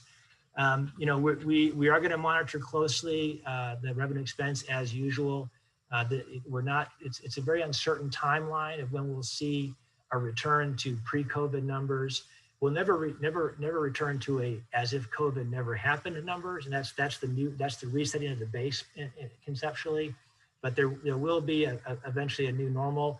I heard the news today that there's, as you're aware, there's 2 vaccines in the pipeline. They think it'll be widely available by April per ABC reporting just tonight, actually. So begin our fiscal year, we might see some widespread use of vaccines. That might give a lot of comfort to return to somewhat normal situation. We are shifting our modeling now to our tried and true budget models that always come in very close to what we expect. And we have good modeling there, but we're doing that modeling in a COVID world. And we'll be returning to you in the next few weeks with recommended ways to address the shortfall in revenue compared to a full service operating government. A lot needs to be discussed still. A lot is being discussed to date, and we'll share more as appropriate. So that was kind of a lot of information. Hopefully it was fairly absorbable. I'm happy to address any questions or go back to any slides. I do want to give Ms. Reese an opportunity to kind of comment further if she would like, and turn over to the council. Thank you, Mr. Hune. Just a couple of quick comments and then we'll respond to council's questions. Mr. Hune introduced his presentation by saying, I believe he said something about planning for the worst and hoping for the best. I do want to clarify that a smidge. We do try to plan for the worst. Perhaps that's not a great way to explain it, but we try to do conservative budgeting. I want to clarify when we say hope for the best, I would say it's not necessarily hope. We try really hard to make sure that we can keep the town in very sound financial position. And so we do more than hope. It's hope plus a lot of planning, strategy, and implementation that we think can keep the town on the right path financially. And so just a little clarification on that. The other thing is, as Mr. Hune mentioned, when we look at the 5-year picture from a couple of slides ago, it certainly is cause for concern in the out years. Every year, we at the staff level tell each other that this is going to be a tough budget year, and every year it is. This is an extremely tough budget year, but we will be working on strategies to solve those out year problems, and we'll come back to council and have probably multiple discussions about those. So we are certainly prepared to answer council's questions about this presentation or the budget status. Thank you. We've got some questions already. Ms. Smith?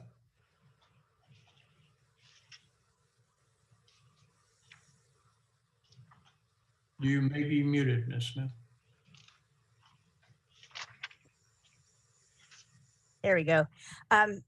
Thank you, Andrew, for all your hard work on this. I want to emphasize that this is a forecast, as you've indicated, that you're working with the best information you have available at present. I would like you to clarify what in your forecast is still uncertain, looking to the end of the current year, and then looking further out. What are the variables that you think are the most subject to change? That's a good question. I think we've done our best to model what we think is going to happen. So I don't know if I'm going to have any significant surprises. I think right now, sales tax will probably remain pretty stable. Income tax will also remain pretty stable. I'm obviously a little worried about food and beverage for restaurants, but that's actually performed better than we had anticipated. So I think that will likely continue to be, I don't want to use the word okay, but I think it'll be above our projections from our COVID perspective, even with the indoor dining coming on board. But again, anything could change. We could have a really horrible fall or a winter season, and that could be more lockdown could come forward. I think for the most part, I feel pretty comfortable. We have a pretty good handle on things. The big unknown for me, and this is why we need to default obviously to Ms. Reese, is when do we dial back? When do we dial up services again? And right now we're just assuming it for next year, and we'll watch revenue. But that's going to be something we need to debate a little bit staff-wise and for council. So I'm not sure to answer your question. I feel good about things at this terms of our projections. So I'm not too worried. But have you, in the outlying years, have you permanently downgraded some of your projections from prior years where you're anticipating that there may be some ongoing modification to our overall economy post-COVID? Sure. Yeah, we've remained pretty conservative in the out years. Probably a little too conservative. There's might be this idea of pent-up demand hitting over that 5-year period, but my sense is consumer spending will kind of return to what it has always been, because it hasn't really dropped off a whole lot in certain sectors. So again, we always, our mindset for the years 2, 3, 4, and 5 are always, a point to 2 points in terms, or two percentage points increases. So we're not getting too aggressive. Because there's going to be some structural unemployment for a while, until companies feel comfortable with bringing back those kind of middle manager positions. So there's a lot of unknown, but I think we identified for the most part where we're at. And again, our out year budgets are always very conservative. We could probably bring this up a little bit, but we're hesitant at this point in time. And a final question are the real cannabis revenues in any of your forecasts yet, or are we still waiting for information on what that will be or will look like? Sure. We did make a projection on that we included in the budget. We have had about a month or so of real data come in that's helped us better define that projection for the full year. And those numbers are in what you saw tonight in terms of revenue. Okay, thank you. Mr. Nord.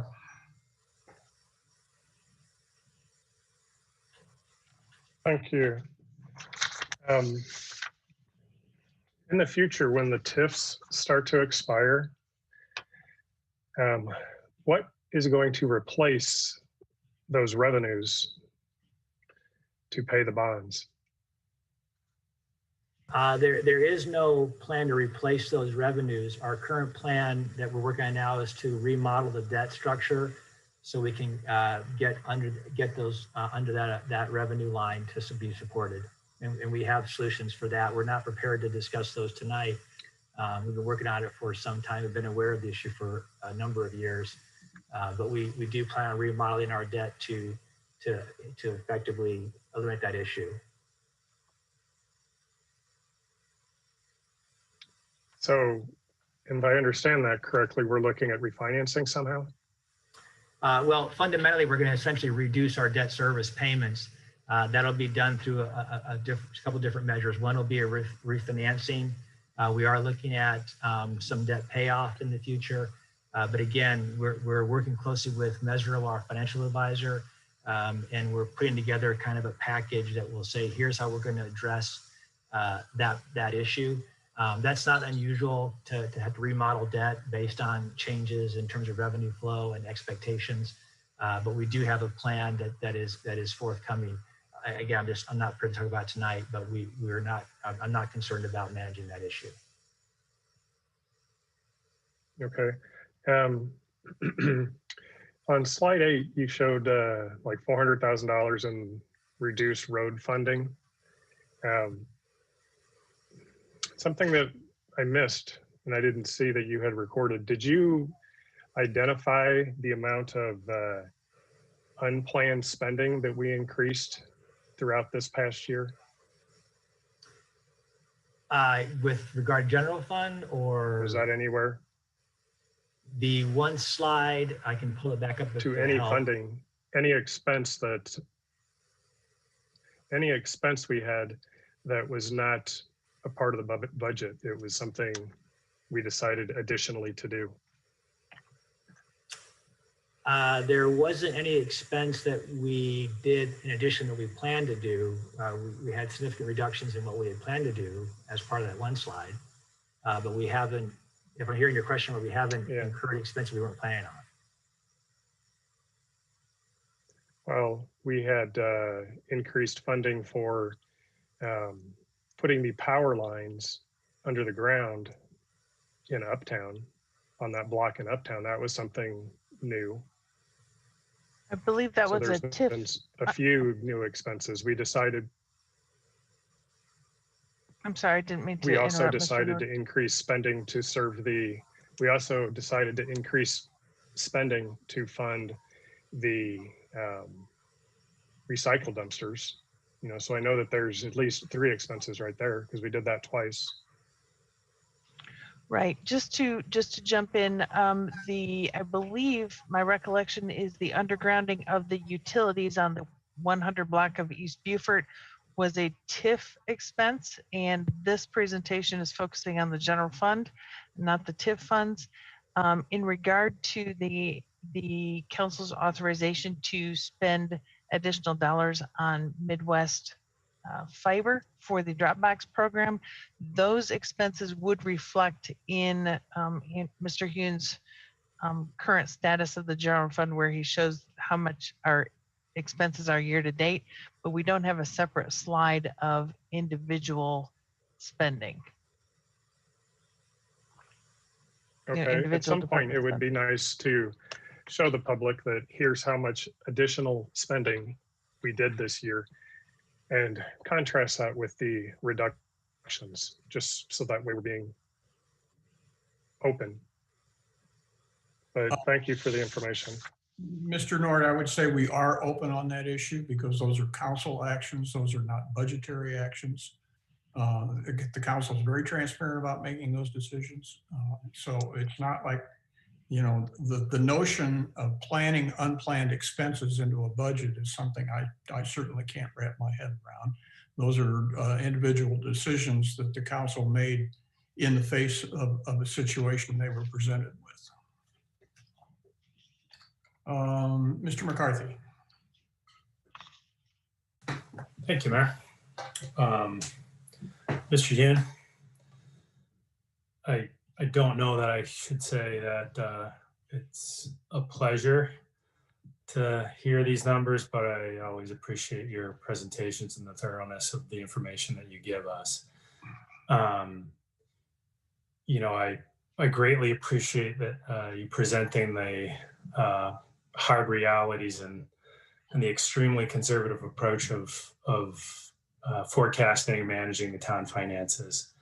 You know, as a small business owner, that's the hard realities of what we have to do to survive is be very, very conservative in budgeting. So I appreciate the at times worst case scenario approaches because frankly, I think what it does is helps the council stay focused and aware of the things that we need to be able to do to make sure that those out years don't look like your forecasts. And I guess, you know, this isn't the first time. This is certainly unique. I don't want to downplay the economic reality of what we're experiencing. But I do want to kind of remind everybody and kind of help put everybody at ease a bit to say this isn't the first time we've seen a 5-year projection that the 3, 4, and 5 looked a little sketchy. I know on your slide, I don't remember if it was last year that you made the statement that we had a very good fund balance year. Just to remind everybody in the public and my council counterparts that once upon a time, that was a 5th-year projection, and it didn't look as good as it turned out to be last year. And so to net out, I just want to remind everybody that that Mr. Hune and his team and Ms. Reese and all the department heads and this council does what we need to do to stay focused and make sure that those out years don't look as bad as they may appear to in these projections.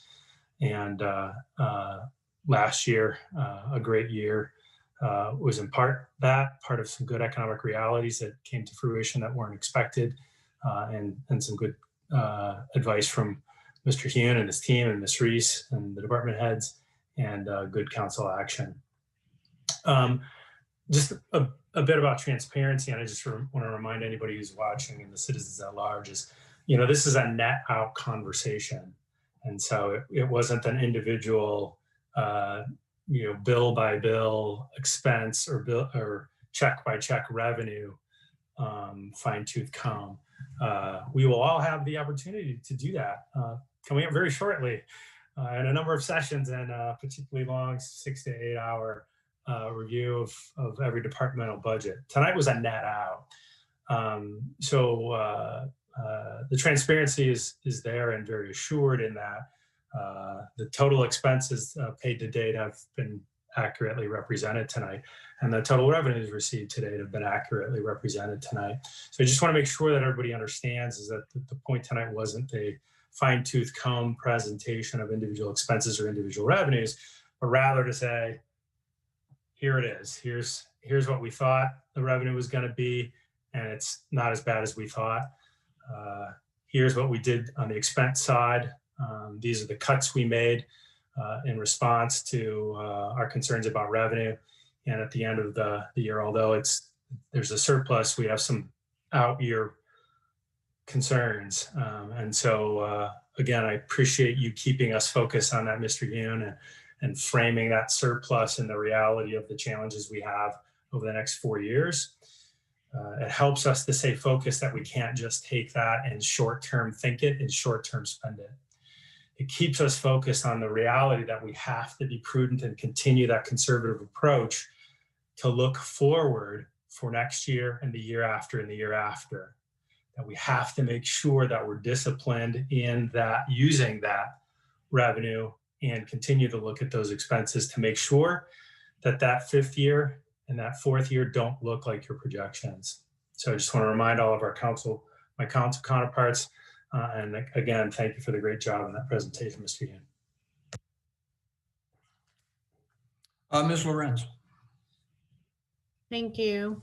My takeaway from this, first of all, it was an outstanding presentation. So thank you. You have a way, Mr. Hune, of taking the most complicated and making it digestible, at least, even if it doesn't taste very good. But my takeaway is that we really have to work at the work session on looking at expenses very carefully. And I know that kind of seems like a duh kind of statement, but that is clearly my takeaway. We have some significant depression in some revenues. Like you said, we're kind of going back a year in time. So in light of that, that's my takeaway from this, is to be very wary of our expenses, at least on the near term, and allowing us to get through those out years. So that's generally my takeaway. I guess another question I have for staff is what's the timing of our capital budget? Will we be seeing that yet? Something on that this year, or when does that come up? Remind me, please. Sure. The annual council review of the community investment plan comes to council in December. It's possible we could have it ready to go by the December 7th meeting, but currently we are targeting the December 21st meeting. And in that light, do we have a date yet for council budget hearing? Yes, we do. It is in January. That's about the month I can narrow it down to. I'm not sure the exact date, but it should be on council's calendars. And I will look that up and email council to be certain. Thank you. Mr. Hugh, thank you again for all the hard work you've done on this. You keep us on the straight and narrow, and sometimes you scare us and sometimes you make us feel good, but the work you do is very, very important to this council. Thank you again. Thank you, appreciate it.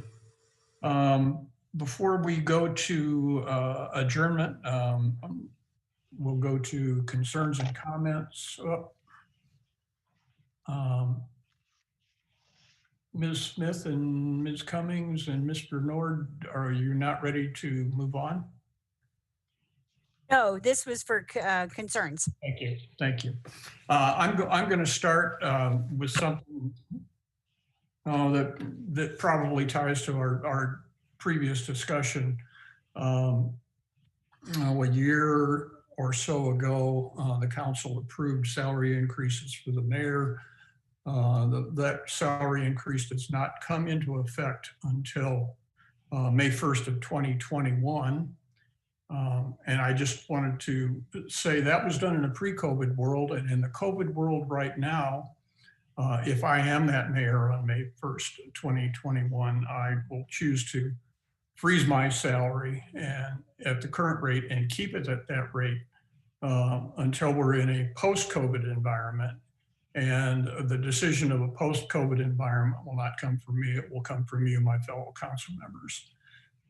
It does not save the town a lot of money. You couldn't really call it a positive budget impact, but I think it's an appropriate statement to make, symbolic of the issues that we have to face as a council, that our employees have to face going forward. So I just wanted to make that comment tonight. Ms. Smith? These are more general information of city services that have come into the inbox. A reminder that the landscape waste collection ends Wednesday, November 25th. That is not the same as the leaf vacuuming service. But if you do have landscape waste, if you don't have that picked up by Wednesday, November 25th, you'll need to either live with it until the spring or take it yourself to the waste drop site that they have.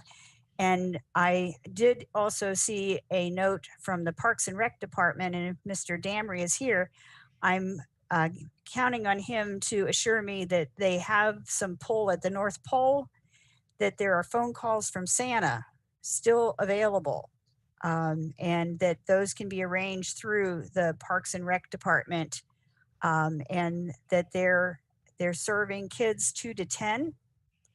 And you can find information at normalparks.org to get involved in that. I know my daughter has a direct line to Santa, who calls her every year, and it's the highlight of her holiday season. So if your kids are anything like mine, I think this would be something that you might want to participate in. Yes, and you covered it. We do have a few more spots available. Mr. Norb. Thank you. A couple items. It was in the news here recently in the paper that Connect Transit was going to be awarded like $9 million. Forgive me if I'm off a little bit.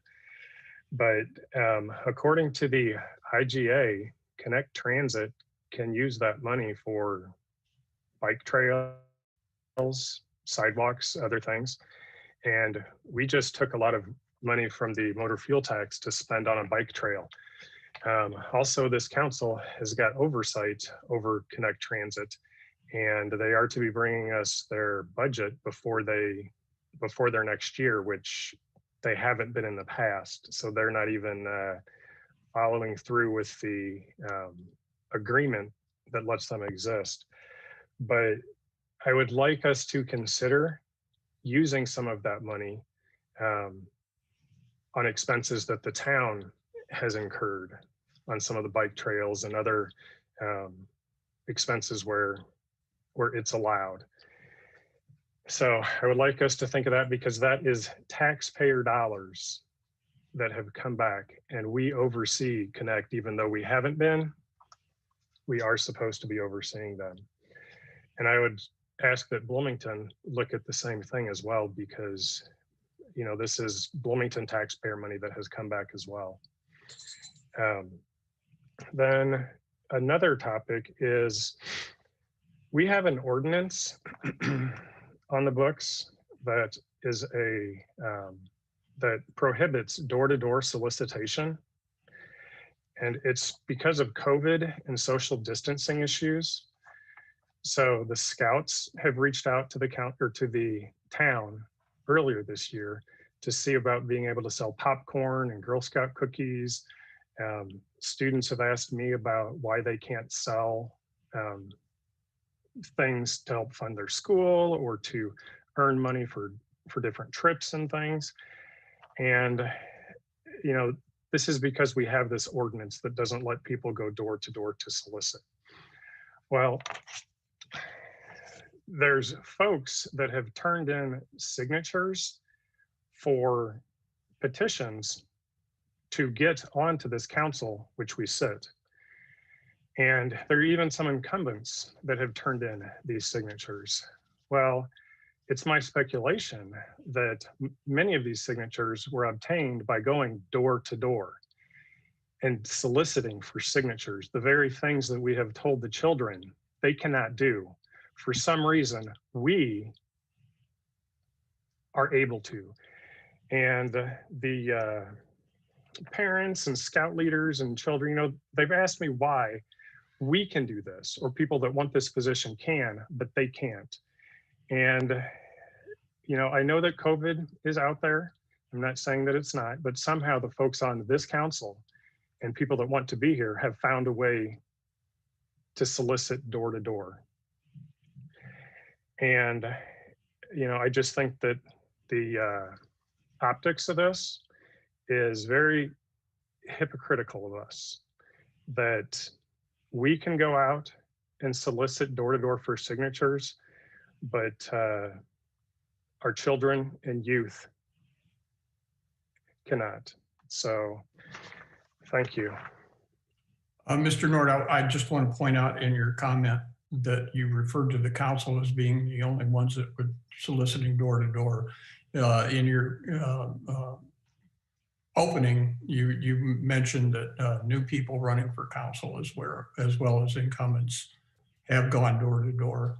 So I think that's just important to point out. It's not just the council doing that. Oh, yes, it's absolutely important. It's not just the council members, but as the petitions are turned in, we'll see who helped, who's been doing it. I mean, I am guilty of going door to door soliciting as well. So, you know, this hypocritical statement is for us all. But we are the ones that had our fingers in creating this ordinance, and we're following it. Mr. Nord, you might want to finish your last statement again. Your screen froze.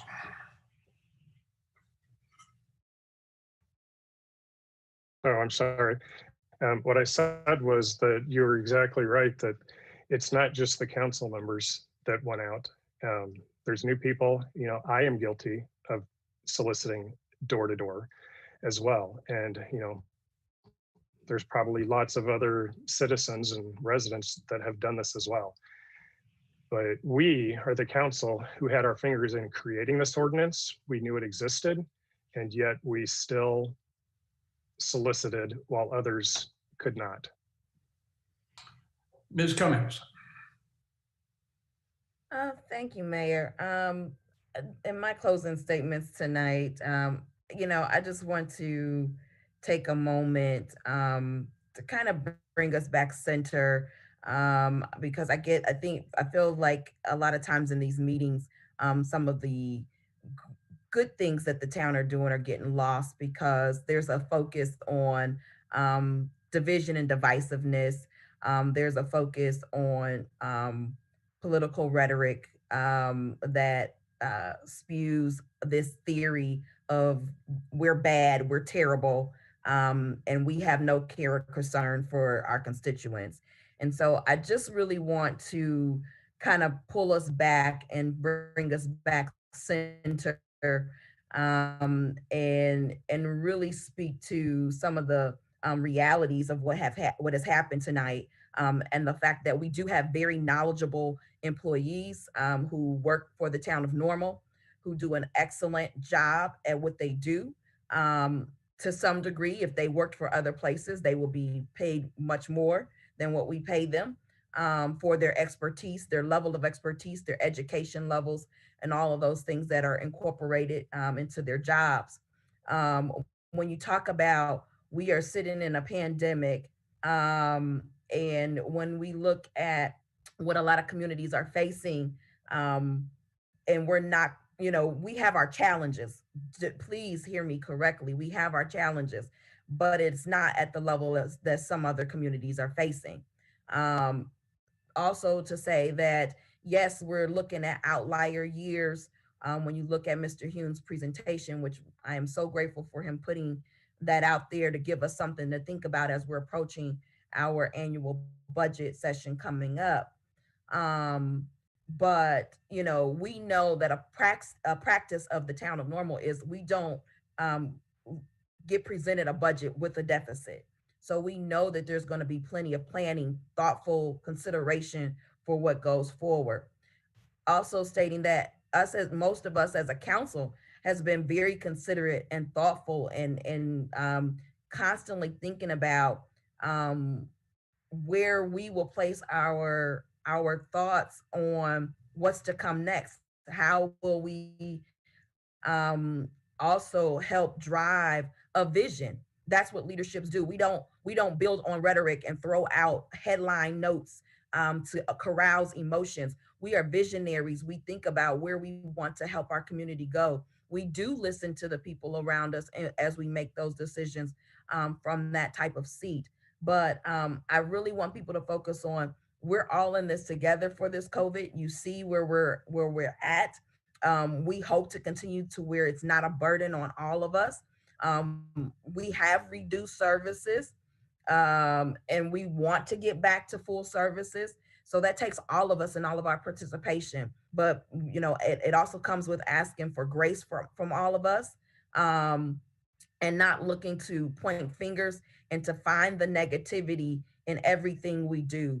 You know, most of us go to bed with a lot of this on our hearts and minds every night because it impacts us just as much as it impacts you. And so please do not get caught up in the rhetoric. Don't get caught up in what you see at other levels of government. Understand that at least on the local level, there is actual work being done. There's none of this, the theory that we're hiding something and we're not transparent.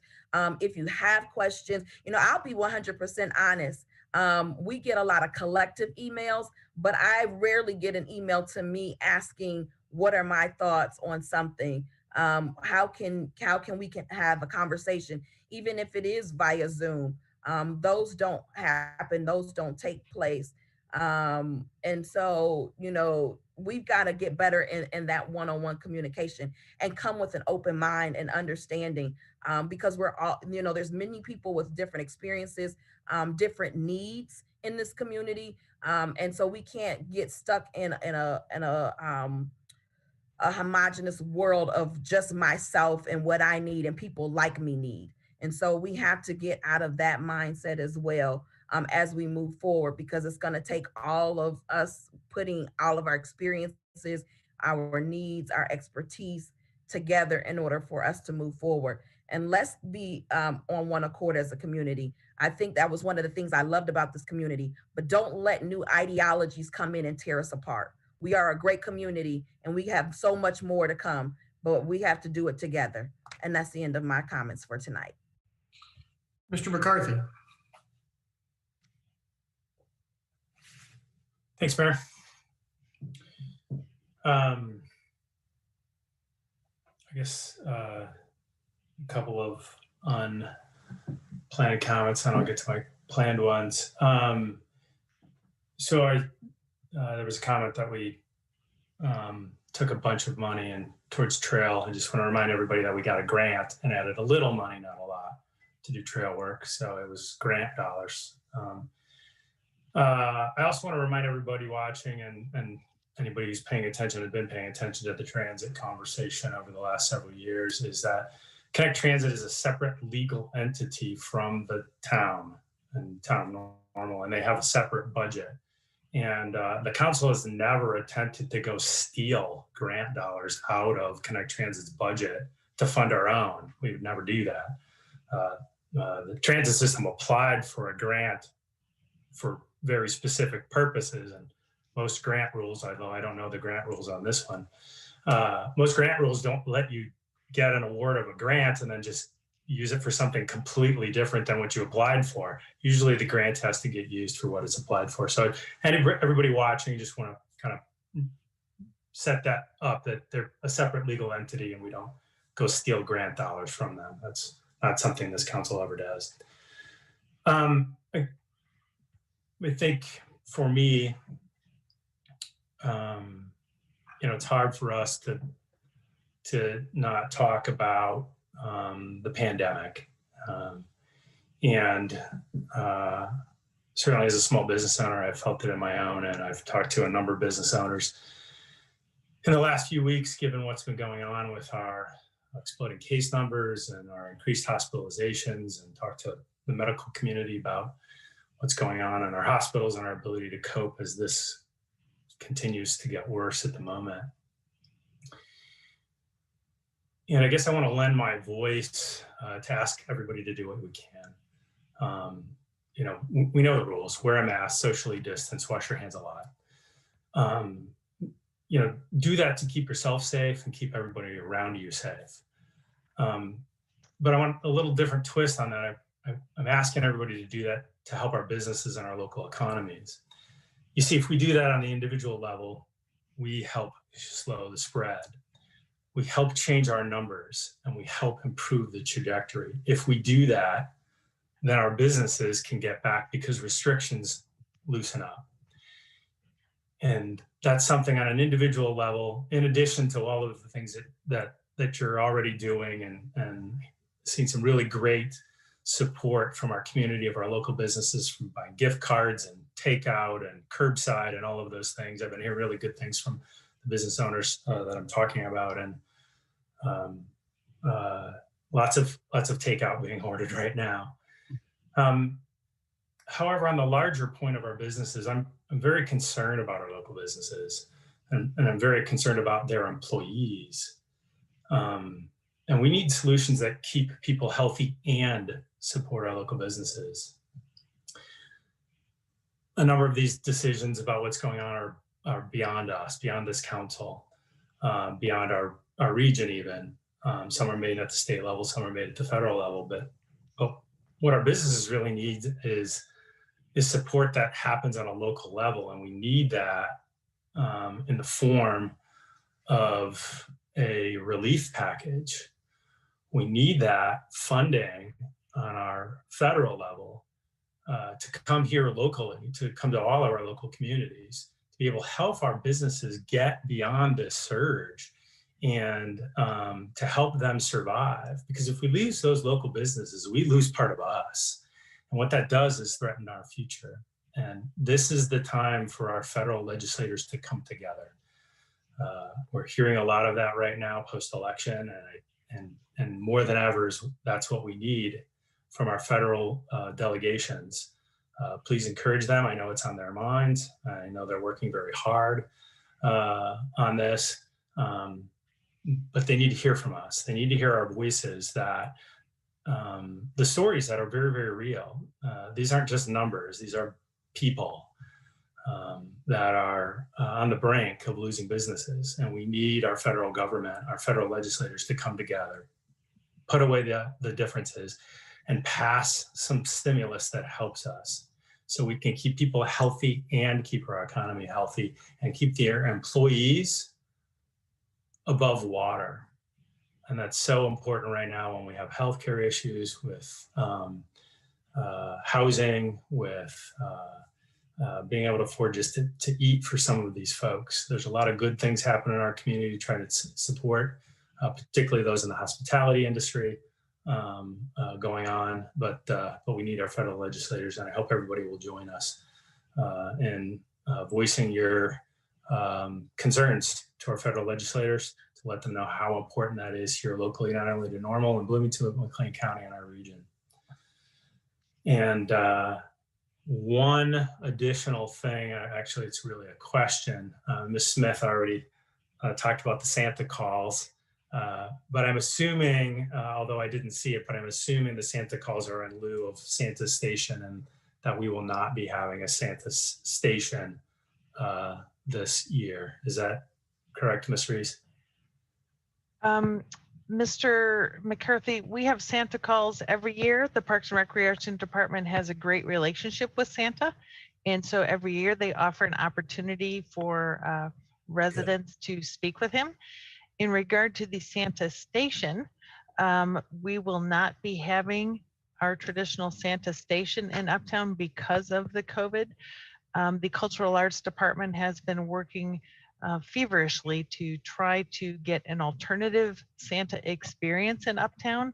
And we are actually working in partnership with Illinois State University, College of Fine Arts in that regard. So stay tuned. We hope to have something to roll out very soon in regard to a Santa experience. It won't be a one-on-one experience though, like the Santa Station. Wonderful. Thanks for that update. I appreciate it. Thank you.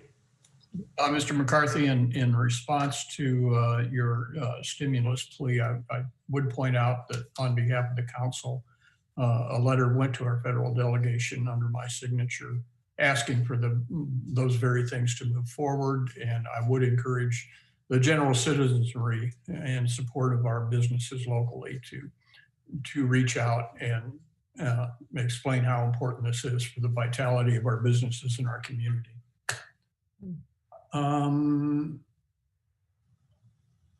Well, it switched here.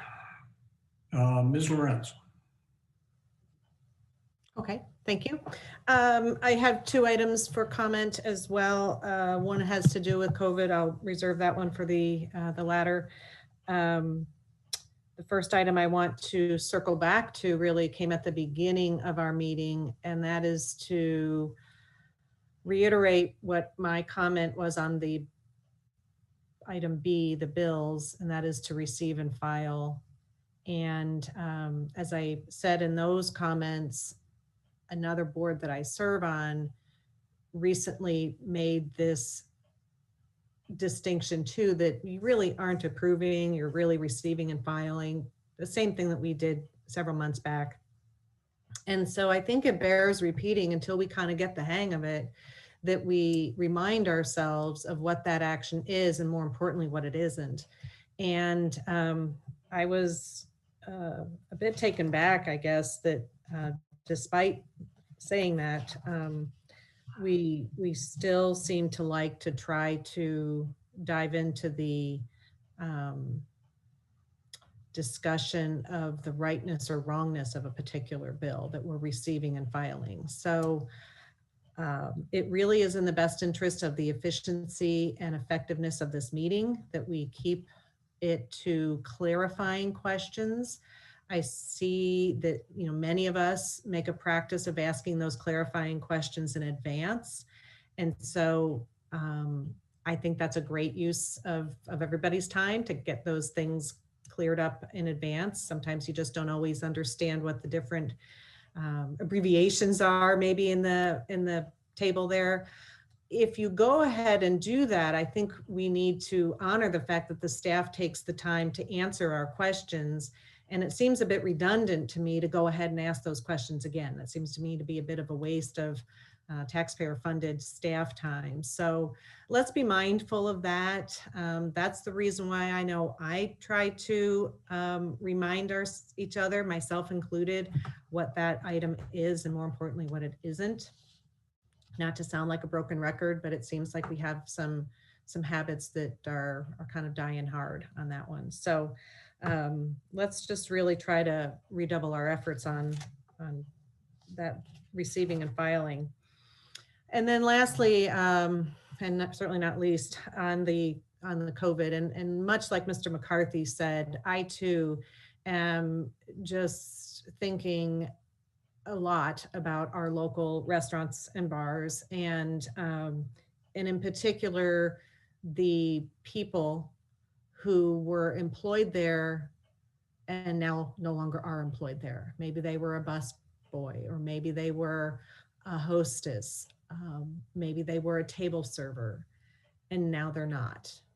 And on that 2 weeks ago, on that Monday, I went and visited several of these restaurants, locally owned, and I asked them, what did this mean? What did the governor's coming order mean to them? And in one case, he pointed to a young man who was probably 18, maybe 20 years old, who was doing a heck of a job mopping the floors. And he said, you know, he's a busboy. He's not going to have a job after Wednesday. It was 2 weeks ago. Can't get that kid's face out of my mind because he was doing a heck of a job. I bet he was a heck of a table server. And it's precisely those images that make me want to amplify, Mayor, what you have sent to our state and congressional leaders. And I will do my part as a citizen to echo and underscore and amplify the call for support for our business owners and for the kids, the young person that was there mopping a floor who needs to be back at work.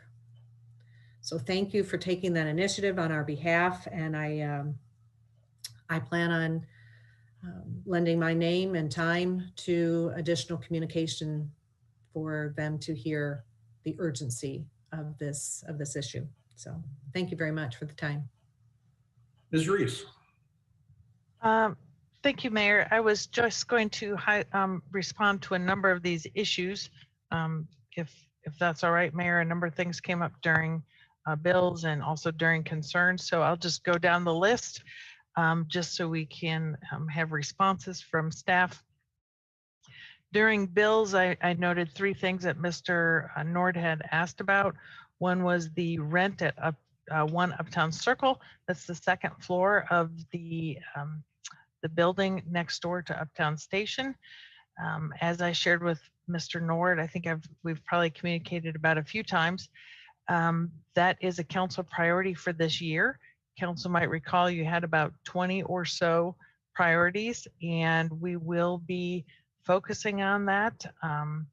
We just have not yet sought anyone to be a sublease or try to take over the town's lease at this point.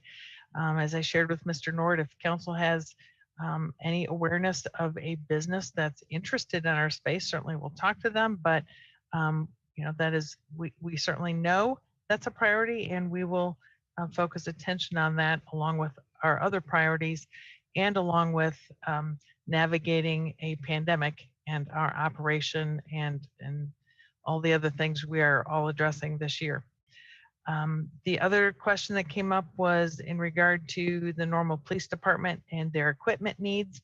I believe that a statement or the inquiry on whether or not NPD is adequately supplied has come up a number of times since the summer, since the June civil unrest. And every time we have responded that the Normal Police Department does have adequate equipment and supplies. And I certainly appreciate Mr. Nord's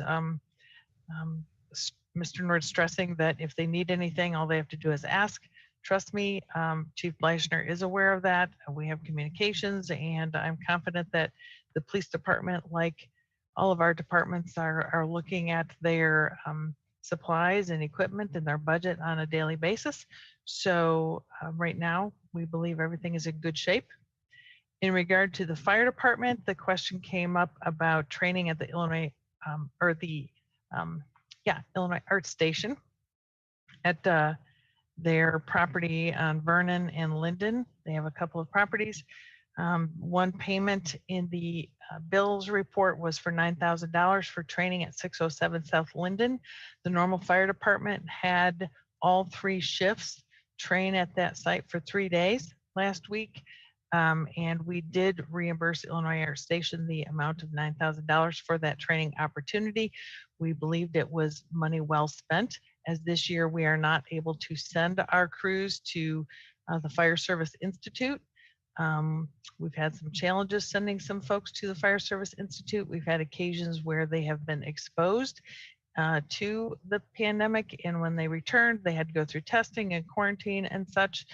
There is a cost associated with that, so we do believe the opportunity to train in town was very valuable. We had 63 firefighters go through the training for 3 days, and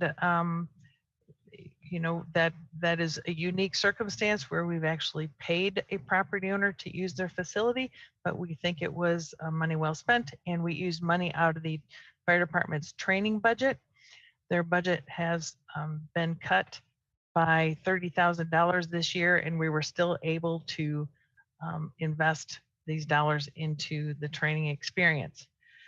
I believe that covers the questions about bills. The other thing I wanted to mention very briefly is some subjects that came up during concerns. I'm looking at my notes here. In regard to the Connect Transit $9 million grant, they were awarded a grant last week, and the information came out publicly. That grant, I believe it was $9.2 million, is from the Rebuild Illinois program, and that grant is intended to fund the downtown transfer center. It's going towards bus replacement, and it also is funding 90 bus stop improvements in their Better Bus Stop campaign. So those dollars are committed to what the grant was applied for, what their application consisted of. And then the last thing, just to point out the reference about scouts, it was commented that that I assume that it's implied that the town told children they cannot go to door, and that it's hypocritical. And I'm a little bit confused by that. Certainly we'll follow up. I had a meeting with W.D. Boyce Council and right here, and they came to meet with me about their popcorn sales and volunteered to me what they plan to do, and it sounded fine. And we all left I believe, understanding what they intended to do and what they volunteered to do. So I'll call them tomorrow to find out why they chose to change their mind on popcorn sales and such. But one of the things that we communicated is that the executive order regarding solicitation applies to solicitors that need a permit to do so. And so that's the communication that we have extended to solicitors. So I just want to make that clear. I will follow up with Debbie Du Bois Council and ask what is happening here in terms of the hypocritical statement, because I thought we left with them providing me information on what they intended to do, and I said yes, it sounded good. So I'm not sure where things went awry. So Mayor, I believe that kind of sums up all the notes I had. Thank you. Mr. Preston, you get the sweep. Thanks, Mayor. I will chime in on a topic that was addressed by a couple of my colleagues a little bit earlier in council comments as well, and just suggest that shortly before our meeting started this evening, one more of our local independent businesses, our small businesses, Maggie Miley's did put up on social media, I saw right before getting on, that they starting next Wednesday, the 25th at 9 p.m., they'll be closing for all service until further notice as a result of some of the financial difficulties with resulting from the COVID pandemic. And it totally hits a tone that I'm glad came up by other colleagues tonight, that it is just one more of dozens and dozens of examples of good local small businesses here in Normal that need our support, that are struggling, and the people working for them are struggling. And anything that we can do as a body and as a municipality to encourage and to support our local small businesses and the people who rely on them for their income and their livelihood, I think has to be a top priority for us throughout the remainder of this pandemic. So that just I feel like that's a note worth ending on this evening. Thank you, Mr. Preston. And a motion for adjournment, please. So moved. Second. Please call the roll. Mr. McCarthy, Aye. Ms. Cummings, Aye. Mr. Nord, Aye. Ms. Smith, Aye. Mrs. Lorenz, Aye. Mr. Preston, Aye. Mayor Kus. Aye, we are adjourned.